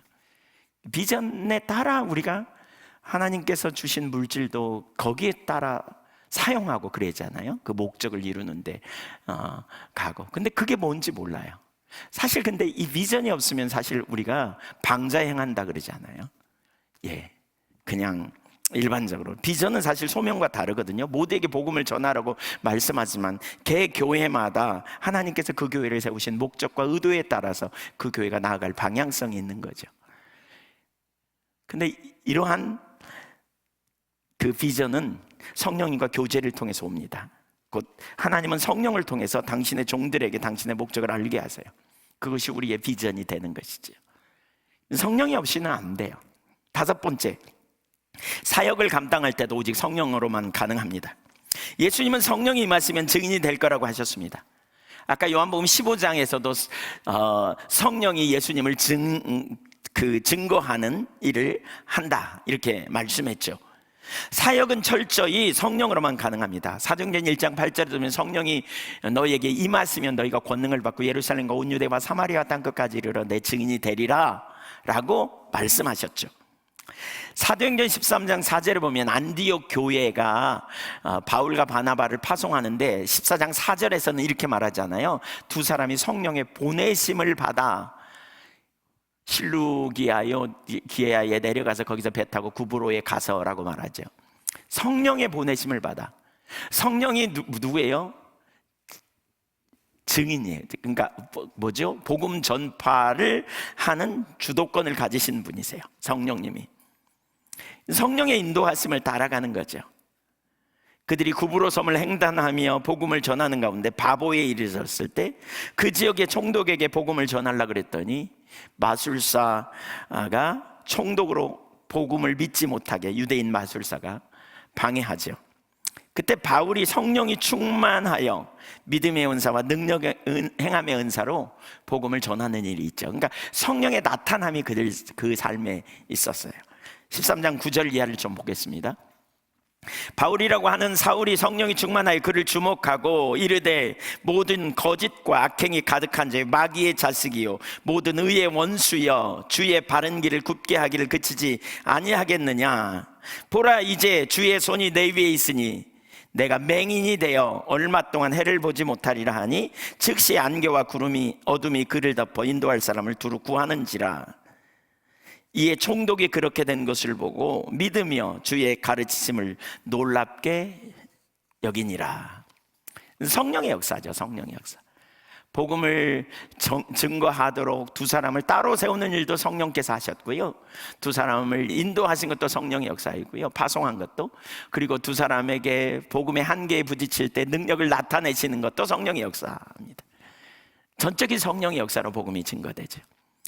또 사도행전 16장에 보면 바울이 아시아에서 복음을 전하려고 할 때 성령이 막았거든요, 그들로. 그래서 마게도냐 땅으로 그들을 인도해서 빌립보 성으로 가게 되잖아요. 성령의 인도를 받아 가게 돼요. 우리의 사역은 철저히 성령의 인도를 따라가는 일이 일어나요. 우리에게 비전을 보이고 그 비전을 담아내고 그 비전을 이루어가는 과정에 우리는 한계를 경험해요. 근데 그때마다 우리는 성령님을 의지하여 그 한계를 돌파하고 성령님의 놀라운 역사를 담아낼 수 있다는 거죠. 우리가 능력이 있어서 우리보다 가라고 그러는 게 아니시잖아요. 예. 주님이 우리를 몰라서 네 능력 가지고 가라 그러면 우리는 보통 뭐라 그래요? 전 능력이 없어요, 못 가요 그러잖아요. 누가 네가 하래 내가 한다니까 그러시는 거죠. 우리가 성령을 의지하여 나아가는 삶이 될 때 사역을 감당할 수 있어요. 성령의 능력. 우리가 사역을 감당하면서 한계를 경험하잖아요. 이사야 11장 2절에 보면 성령님에 대해서 이렇게 말하거든요. 칠중 성령 얘기하시는데 그의 위에 여호와의 영 곧 지혜와 총명의 영이요 모략과 재능의 영이요 지식과 여호와를 경외하는 영이 강림하시리니, 메시아에 대한 예언입니다. 칠중 성령이 메시아 위에 임해서 사역을 감당할 거다 이렇게 말하는데 거기에 보면 모략과 재능의 영 있어요. 모략과 재능이에요. 이거는 짝을 이루어서 전쟁과 연관되었다 이렇게 표현해요. 그러니까 영적 전쟁과 관련된 영역이다 이렇게 표현해요. 그 주석에 보면. 근데 여기 모략은 특별히 모략은요 포괄적인 전략을 의미합니다. 그래서 성령은 전략을 가지신 분이에요. 저는 이게 개인적으로 얼마나 제게 힘이 됐는지 몰라요. 제가 목회하면서 한계를 경험할 때마다 제가 사역을 감당하면서, 저희도 사역이 굉장히 많아졌거든요. 앞서 행하신 하나님의 역사에 동참해서 가다 보니까 사역이 굉장히 많아졌어요. 일이 지금 뭐 여기저기. 근데 그때마다 이렇게 한계를 부딪히면 전략을 가지신 성령님께 구하는 거예요. 인도해 달라고, 전략을 달라고. 제가 이 구절을 처음 단독 목회할 때 1993년쯤 아마 그랬을 것 같아요. 자자일 촌한마을에서 복음을 전하려고 하는데 전혀 교회를 인정하지 않는, 받아들이지 않는 그런 상황에 너무 힘들고 어렵더라고요.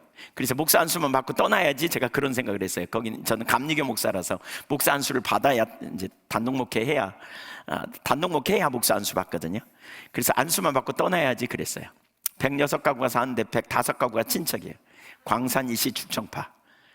저도 이시지만 저희 외에는 다 친척이에요. 이렇게. 그러니까 신앙생활을 우습게, 교회를 아주 그냥 쉽게 생각하고 안 받아주고 전도가 돼야죠 뭐. 근데 어느 날 이 구절을 봤어요. 저를 부르신 분이 하나님이시고 저를 그곳에 보내신 분이 하나님이시고, 그렇죠? 예, 그 지역 상황을 하나님은 다 아실 거고, 저를 거기서 목사 안수만, 시간 때워서 목사 안수만 받으라고 보내신 건 아닐 거고, 생각이 여기까지 오니까 그러면 어떻게 하지? 그러다가 이 구절을 봤어요. 모략을 가지신 분, 전략을 가지신 분, 주님이 이 상황에 어떻게 해야 될지 전략을 갖고 계시겠네. 그러면서 기도하기 시작했어요. 근데 기가 막힌 전략을 주셨어요. 예. 그래가지고 어쨌든 그 내용은 자세히 설명하지 않지만 전도가 됐어요. 전도가. 나중에 보니까 정말 기가 막힌 전략이었어요. 제가 그걸 했더니 다른 농족교회 목사님도 그 방법을 가져다가 써가지고 전도했대요, 많이 이렇게. 네, 전략을 가지신 분. 우리는 보통 어떻게 해요? 예, 성경에서 우리 어디 전도 나가면 땅받기 하잖아요. 땅받기. 그 땅받기. 성경에 땅받기는 한 번밖에 안 나오는데 계속 땅받기예요, 우리는. 전략을 가지신 성령님과 동행하기보다는 우리는 그냥 누가 했다더라 그러면 그 방법 갖다 동원해서 쓰는 거죠. 이렇게 하는 거죠.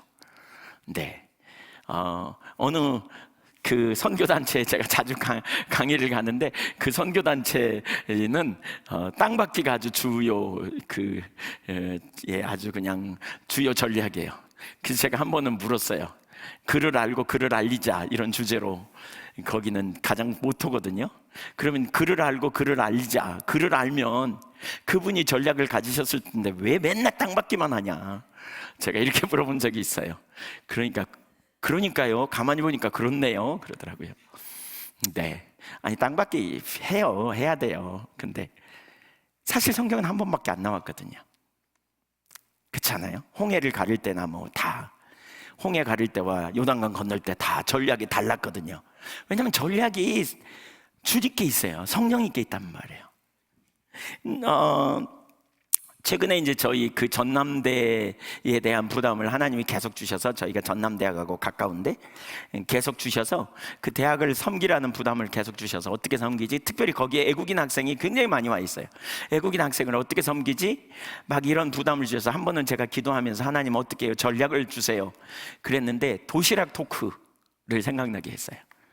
무슨 얘기냐? 도시락 갖고 가서, 이 코로나 전에 도시락 갖고 가가지고 그냥 애국인 학생한테 누구든지 밥 먹고 싶으면 와라, 그래. 얼마나 좋아요. 공짜 밥인데, 그것도 그렇잖아요. 그냥 와서 조건 없이 준다는데. 그러니까 그렇게 해가지고 도시락 토크가 시작됐어요. 근데 너무 재밌는 게, 그 전남대 안에 또 저희 교회 성도님이 계시는데 그런 애국인들을 섬기는 이런 부서에 있어요. 그래서 돈은 거기서 되겠대. 또 그래서 돈도 안 드리고 그냥 했어요, 저희가 이렇게. 도시락 토크를 하면서 그게 접촉점이 돼서 애국인 사역을 하기 시작해가지고요, 지금 꽤 많이 퍼졌습니다. 근데 이제 저희가 한 그 도시락 토크 사역이 샘플이 모델이 돼가지고요, 다른 교회에서도 가서 설명도 하고 그랬습니다. 그 교수님이 그러더라고요. 너무나 탁월한 전략이었다고. 누구에게 나온 건데요?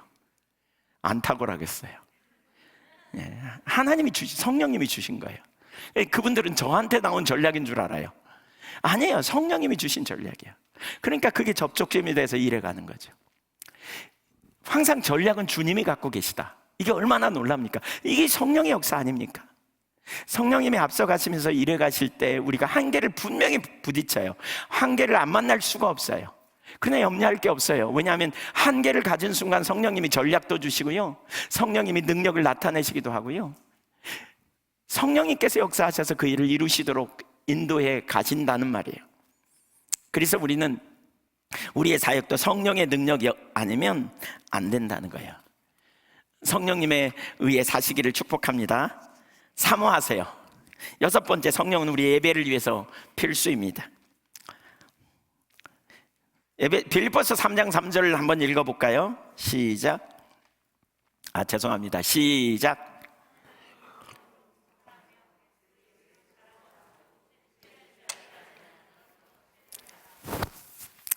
제가 보니까 검은 봉다리를 쓴 분들이 좀 있는 것 같은데 네, 아마 인터넷으로 듣는 분들은 좀 어려울 거예요. 시간이 길어지면. 네. 제가 기도하면서 이런 생각이 들었어요. 주님이 주신 게 아닌가 싶어요. 성령님으로 살아야 되겠다, 이런 결단만 해도 이 시간은 성공이다. 성령님을 사모하고 인도하심을 적극 바라야 되겠다, 이러한 결단하면 이 시간은 된 거다, 이런 생각이 들었어요. 그래서 이미 된 것 같아요. 많이 성령님으로 살려고 하시죠? 그렇다고 그냥 끝낼 수는 없어요. 좀 더 해야 돼요. 근데 왜냐하면 전반적인 걸 살펴봐야 되는데 조금만 더 볼게요. 조금만. 네, 여러분 식사 시간 12시 반부터 2시 반까지 식사 시간 가질 수 있도록 해드리겠습니다. 네. 하나님의 성령으로 봉사하며 그리스도 예수로 자랑하고 육체를 신뢰하지 아니하는 우리가 곧 할례파라. 그러니까 이 구절은 뭐냐? 그러니까 빌립보 교회에 거짓 사도들이 와가지고 육체 할례를 행해야 진짜 그러니까 자기들이 진짜다, 할례를 해가지 않으면 잘못된 거다, 이렇게 주장하는 거죠. 전통을 지켜야 진정한 구원을 얻을 수 있다. 아브라함의 후손은 할례를 받아야 되지 않냐, 너희도 할례를 받아야 된다, 이렇게 막 가르친 거예요.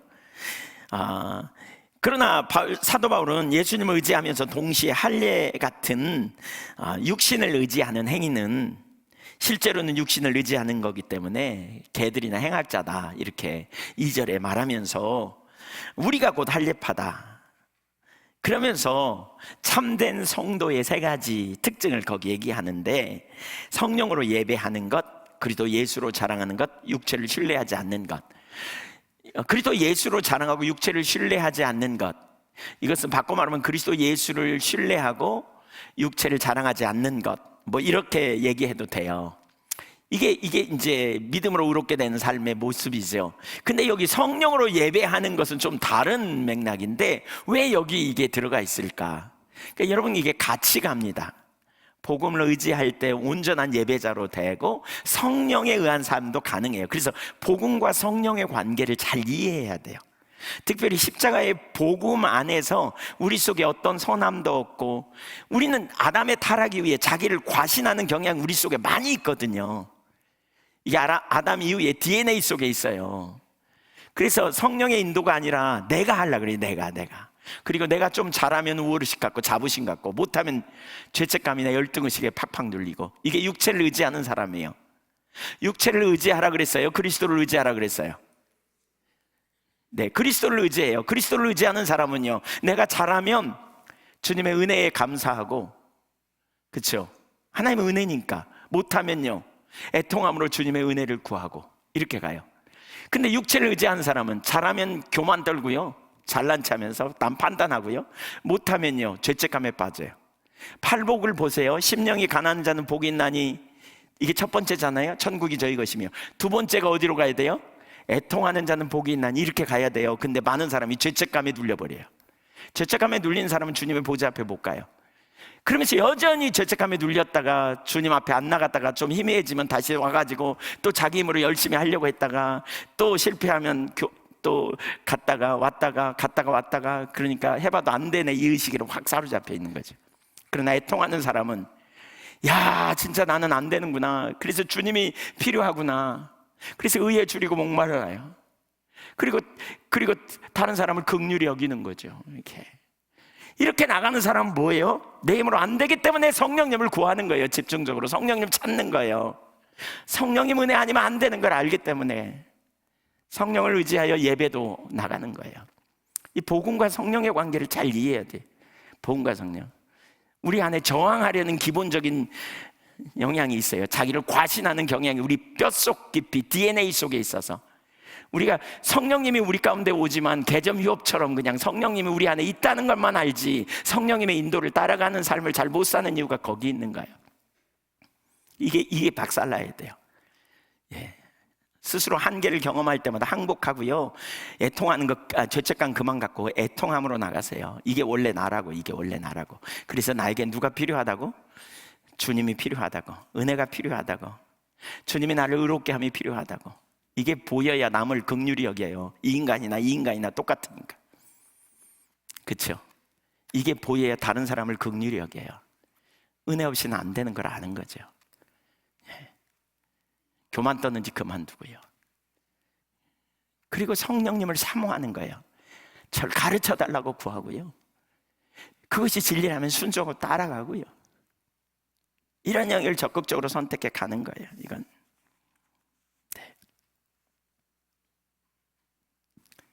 성령으로 예배하는 것, 이 복음과 성령의 관계가 같이 있어서, 그래서 예배가 또한 우리 신앙의 핵심적인 요소잖아요. 제가 최근에 저녁 기도에 이사야서를 쭉 읽었거든요. 저희가 교회에서 이사야 1장부터 66장까지 거의 안 빠지고 읽었습니다.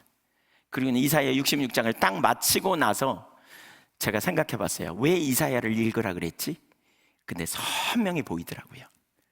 이사야 66장에 결론적으로 다시 한번 되게 강조하고 있는 게 예배예요.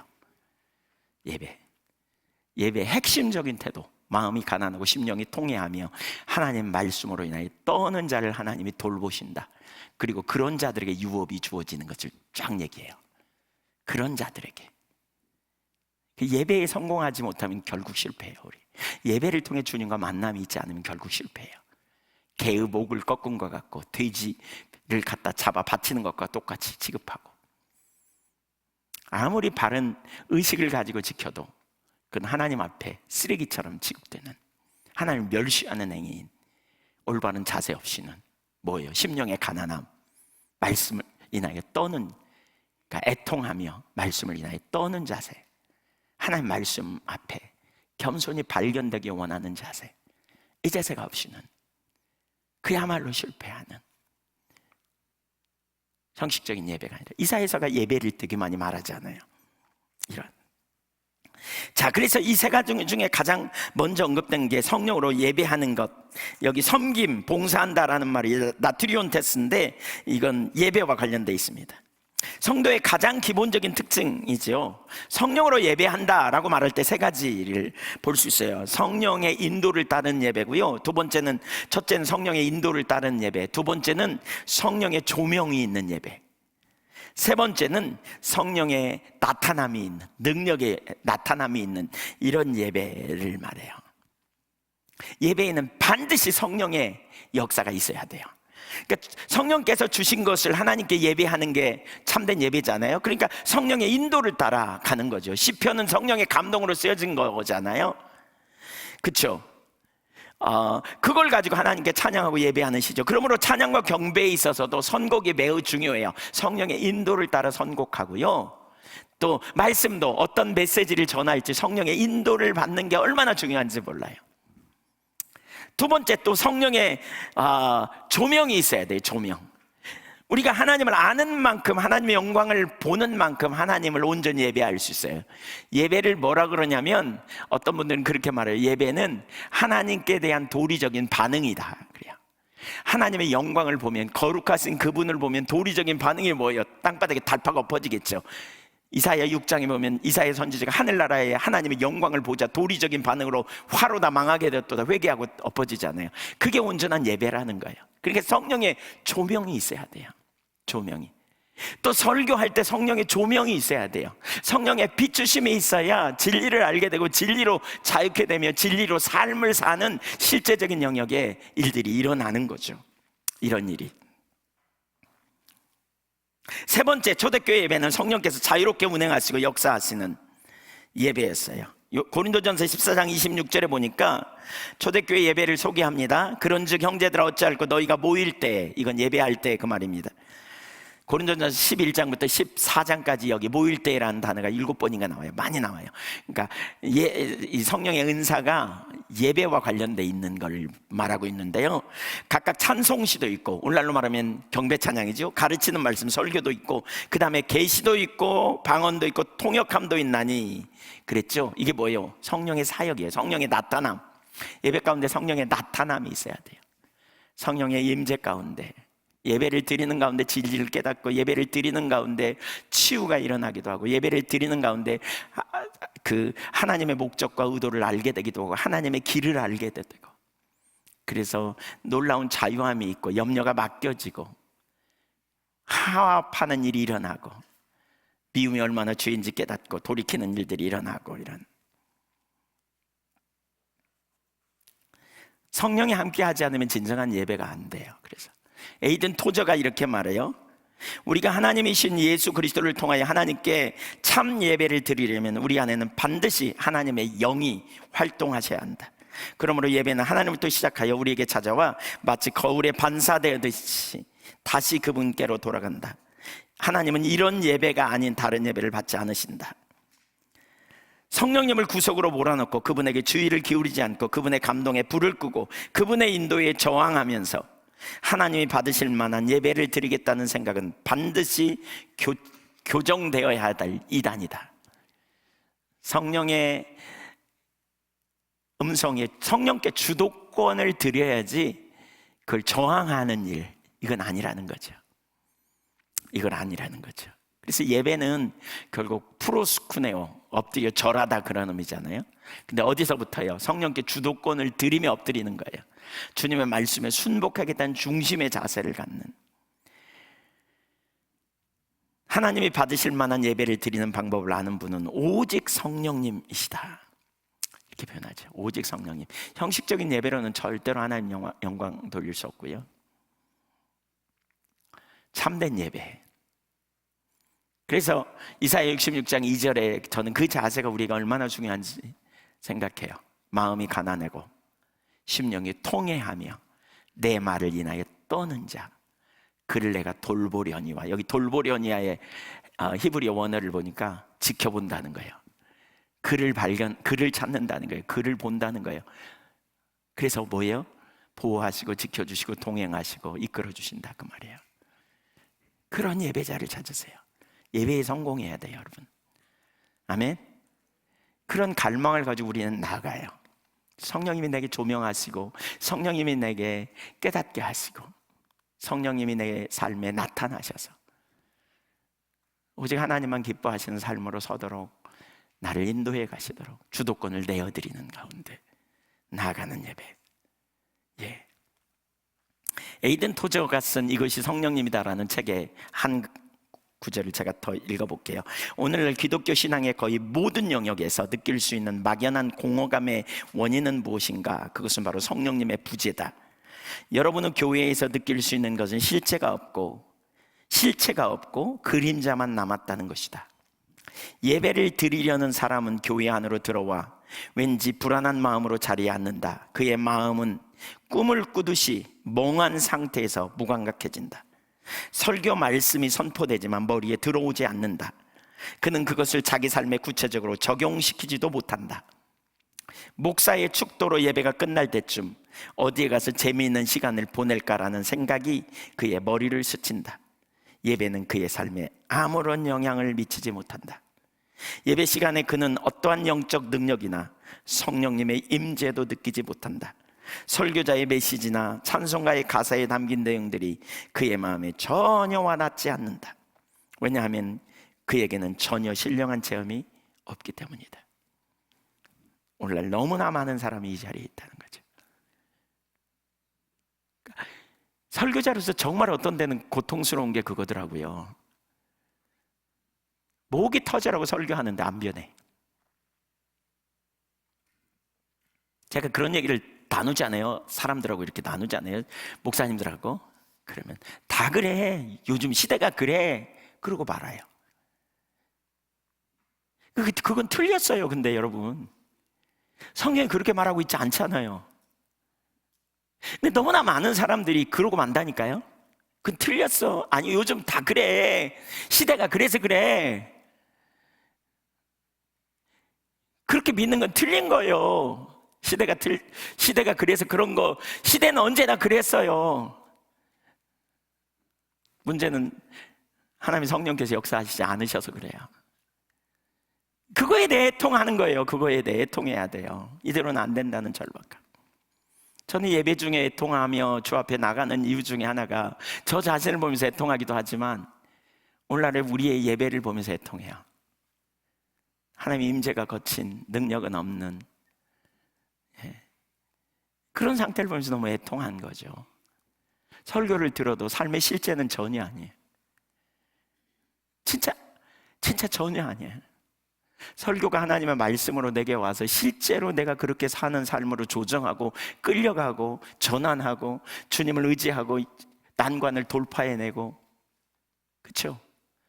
염려가 맡겨지고 안식이 주어지고 마음이 우울한 채로 왔다가 불안한 채로 왔다가 예배 가운데 주님을 만나 주님의 염려를 맡기고 놀라운 자비함과 평강 가운데 돌아가야 되는데 그게 안 된 상태로 내내 오래가는, 인터넷으로 예배 드리는 염려가 사실 그거 아닌가요? 인터넷으로 예배 계속 드려요. 교회 계속 못 나오잖아요. 계속 염려예요, 염려. 제가 인터넷으로 예배 드려보니까요, 예배 잘 안 되더라고요. 저는 이게 심각해요. 이거 그 예배 드렸다 점 찍고 마는 거죠. 이거 오늘날 심각한 시대예요. 정신 바짝 차려야 돼요. 교회를 위해서 정신 바짝 차린 게 아니라 여러분 자신을 위해서 정신 바짝 차려야 돼요. 예배에 실패하면 완전 꽝이에요. 예배에 실패하면 할 수 있으면 오세요. 나오세요. 예배 자리에 임재가 있는 자리를 사모하고 나가셔야 돼요. 물론 인터넷으로 예배 드려도 하나님 임재가 함께 할 수 있어요. 근데 벌써 그렇잖아요.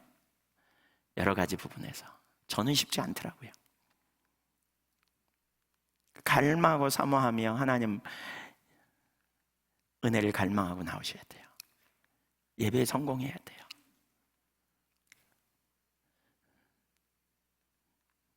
인터넷으로 많은 분들이 못 와가지고 있는데 지금 오고 싶어 죽겠는데 지금 축복합니다. 코로나가 빨리 끝나야 되겠죠. 근데 개교회는 그렇잖아요. 하여튼 할 수 있는 대로 오셔야 돼요. 막 꾸역꾸역 많이 오면 교대로라도 오게 할 거 아니에요. 여기 들어오게 할 거 아니에요. 그렇죠? 근데 그럴 필요도 없어. 왜? 안 오니까. 알아서 안 와요. 네, 죄송합니다. 안 올라 그래서 안 오나 뭐. 진짜 사모하고 갈망하며 우리가 성공해야 돼요. 예배에 성공해야 돼요. 성령님의 임재가 있는 예배, 나타남이 있는 예배, 조명이 있는 예배. 예, 아멘. 네. 우리가 왜 성령께 내일 제가 설교 한 번 더 하니까 그 부분 좀 더 나눠야 되겠다 싶으네요. 오늘 설교하면서 그 부분이 더 많이 이렇게 보이는 것 같아요. 사실 여러분 복음 안에 있어야 성령께 주도권을 드려요. 복음과 성령은 정말 같이 가요. 우리 속에 옛사람의 본성 중에 자기를 과신하는 경향이 자꾸 자기가 하려고 그래요. 내가 하려고 그래요. 내가 성령님께 주도권을 드리지 못하고 내가 하려고 그래요. 그러니까 놓치는 거예요. 너무나 훌륭한 선생님이 우리 안에 와 계시고 모든 진리로 성령님이 우리를 인도하시는데 위기의 순간 피할 길을 내시겠다 그랬잖아요. 어떻게 피할 길을 우리에게 보이세요? 성령님이 우리에게 피할 길을, 전략을 갖고 계시다니까요. 성령님이 우리를 인도하신다니까요. 근데 우리는 그렇게 안 가. 성령에 의한 삶이 실제가 되시기를 축복합니다. 네, 그냥 목마르면 밖으로 나가서 물 있는데 알잖아요. 어디 있는지 다 아시죠? 찾아가는 것처럼 그냥 성령님을 그렇게 의지하고 묻고 구하고 인도하심을 받고, 이게 자연스러워지는 삶. 네. 세 번째, 성령과 관련하여 우리가 추구해야 될 두 가지 핵심적인 분야, 간단하게 이제 좀 살펴보겠습니다. 뒤에 또 다룰 거거든요. 사실 다루는데 전체 윤곽을 좀 보기 때문에 첫째, 성령의 두 가지 역사가 있어요. 그러니까 하나님의 말씀인 성경이 완성된 이 시점에 성령과 관련한 우리가 추구해야 될 두 가지 영역이 있어요. 하나는 성령과의 교제요, 하나는 성령의 능력이에요. 성령의 큰 틀에서 이 두 가지를 우리가 생각해야 돼요. 성령과 친밀한 교제 안에 우리가 항상 있어야 되고요. 그 가르치는 거, 우리에게 인도하시는 거, 이거 다 성령과 교제 안에서 일어나는 일이고요. 능력의 역사, 어떤 사역을 위한, 은사를 위한, 그렇죠? 이렇게 성령과 동행하는 가운데, 교제 가운데 우리가 성령의 9가지 열매를 맺는 삶. 성령에는 두 가지 부분을 이렇게 하지 말라고 말하고 있어요. 이 부분도 이제 나눌 건데 그냥 잠깐만 언급합니다. 에베소 4장 30절, 하나님의 성령을 근식케 하지 말라. 그 안에서 너희가 구원의 날까지 인침을 받았느니라 그랬어요. 성경은 우리에게 성령을 근심하게 하지 말라고 경고하죠. 성령과의 교제, 성령과 동행하는 삶과 관련이 있어요. 그래서 우리는 어떻게 해요? 그리스도의 날까지 인침을 받았기 때문에 우리를 인도하시고 우리로 하여금 기뻐하시는 삶을 살도록 우리를 도우시는 성령님의 음성에 순종해서 가야 돼요. 근데 우리가 성령을 무시하고 성령의 음성에 거절하고 나가는 게 심각해요. 성령 충만한 삶은 다른 삶이 아니에요. 에베소서 5장 18절에 성령 충만을 받으라 그랬는데, 여기 성령 충만의 삶은 성령이 머리끝까지 채워진다 이런 말이 아니에요. 뭐냐? 하나님이 행하신 일과 약속을 능동적으로 취하는 거예요. 능동적인 믿음을 가지고 취하는 거예요. 적극적인 믿음으로 취하고 성령의 음성에 순종해 가는 거예요. 적극적으로. 이게 성령 충만한 삶이에요. 그러니까 말씀에 적극적으로 순종해 갈 때 성령님이 점점 우리의 삶에서 권위를 가지고 역사하시는 삶이 성령 충만한 삶이에요. 근데 성령을 우리가 놓아버리면 안 돼. 성령은 우리를 고아처럼 버려두지 않기 위해 오셨다니까요. 여러분, 하나님은 우리 아버지세요. 좋은 아버지예요, 나쁜 아버지예요?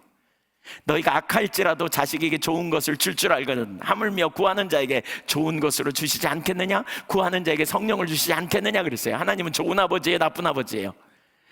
혹시 너희 어미는 자식을 버릴지라도 나는 절대로 안 잊어. 하나님 말할 수 없이 좋은 아버지예요. 그 아버지가 우리를 고아처럼 버려두지 않게 성령을 보내셨어요. 우린 성령에 의해 살아야 돼요. 성령님을 존중히 여기고요, 인도를 받기를 구하고요, 적극적으로 순응하고 나가는 삶이 돼야 돼요. 네, 인도하심을 받기를 원하고, 그분은 전략을 갖고 계시고 그분은 우리에게 인도하시고요. 여러분 자꾸 물어보세요. 성령님께 그게 뭐예요? 질문해보세요. 어린아이들이 질문 잘하잖아요. 자꾸 질문해보세요. 여러분에게 실제가 되게 할까요? 저는 회개가 뭐예요? 어느 날 이렇게 물었어요. 그랬더니 회개가 뭐지? 성령님 회개가 뭡니까? 이렇게 물었더니 그냥 기다렸다는 듯이 그냥 저에게 싹 깨닫게 하신 적도 있어요. 소원을 두고 행하게 하는 분이 하나님이시다, 이걸 알았어요. 소원을 두고, 우리가 성령님께 소원을 두고 물으세요. 실제가 되는 그런 지식이 되게 하고 우리의 길을 인도하시죠. 자, 성령의 또 한 부분은 소멸하지 말라 그랬어요. 성령을 소멸하지 말라. 데살로니가 전서 5장 19절, 성령을 소멸하지 말라는 말은 성령의 나타남, 은사와 관련이 있어요. 은사. 성령을 소멸하지 말라는 말은 성령의 불을 끄지 말라는 말입니다. 그래서 페트라 주석은 이 구절을 뭐라고 말하느냐, 성령을 소멸치 말라는 말은 성령의 불을 끄지 말라고 번역할 수 있다고 봐요. 이렇듯 그러니까 그러면서 이렇듯 성경은 성령을 불로 묘사한 예가 많이 나와 있다. 고린도 교회에서는 성령의 역사를 무절제하게 사용하며 광신적 태도가 만연했음에 비해 데살로니가 교회에서는 오히려 성령의 활동을 제한하거나 배격하는 일을 하였던 것으로 보인다. 고린도 교회는 성령의 은사가 막 나타났어. 근데 성령의 열매는 별로 없었어요. 그러니까 이게 문제죠. 두 가지를 조화를 가져야, 두 가지 분야의 조화가 중요해요. 근데 반면에 데살로니가 교회는 어떻다고요? 성령의 열매는 그들에게 있었을지 모르지만 은사를 소홀히 한 거예요. 그러다 보니까 불을 끄지 말라 이렇게 말하고, 고린도 교회는 성령의 은사에 대한 질서 있게 사용하도록 이렇게 가르친 거죠. 이 두 가지 조화가 필요해요. 성령과의 교제와 성령의 나타남은 서로 연관되어 있기도 하지만 서로 별개로 나타날 수도 있어요. 성령님과 깊은 교제 혹은 성령님과 동행하는 삶이 없이 성령의 은사들을 통한 능력이 얼마든지 나타날 수 있다는 거죠. 그래서 능력은 나타나는데 열매는 안 나타나는, 삶은 변하지 않는 이런 모습도 많이 볼 수 있고요. 그러다 보면 교회에 많은 해를 끼치기도 하고요.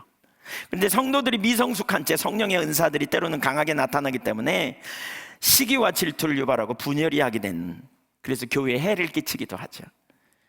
그리고 그러한 성도들은 많은 경우에 성령의 능력을 자기의 이익을 위해 잘못 사용하는, 그러니까 성령의 은사와 성령과 동행하는 삶이 균형을 이루어야 돼요. 성령과 동행하는 삶을 최고 방해하는 게 뭐라고요? 자기중심이에요. 자기중심의 가장 주된 특징이 뭐예요? 자기예요. 자기. 옛사람의 가장 특징이 자기예요. 그런 사람에게 성령의 은사가 나타나면 자기를 위해 그걸 무기로 사용하는 거죠. 자기 이익을 위해. 그러니까 문제가 생기는 거예요. 두 가지가 조화를 이루어야 돼요. 조화를. 이 두 가지가 조화를. 고린도 교회가 성령의 은사는 강력하게 나타났지만 영적으로는 어린아이 같았잖아요. 고린도전서 3장 1절 이하에 보면 어린아이 같았습니다. 예, 그러니까 정말 육에 속한 그리스도인이다. 그래서 능력은 나타나지만 동행하는 삶을 살지 못하는 이런 은사와 가르침에는 부족함이 없었다. 그러나 능력은 동행하는 삶은 없는, 그래서 죄가 가득한, 이게 고린도 교회 현실이었습니다. 그래서 고린도전서 12장부터 14장까지 은사에 대해 집중적으로 다루잖아요. 네. 이 두 가지를 조화를 이루는 삶이 너무 중요해요. 두 가지를 조화를 이루는 삶. 성령과 은사가 조화를 이루는 삶. 네. 그러니까 성령과 동행하는 삶과 성령의 능력이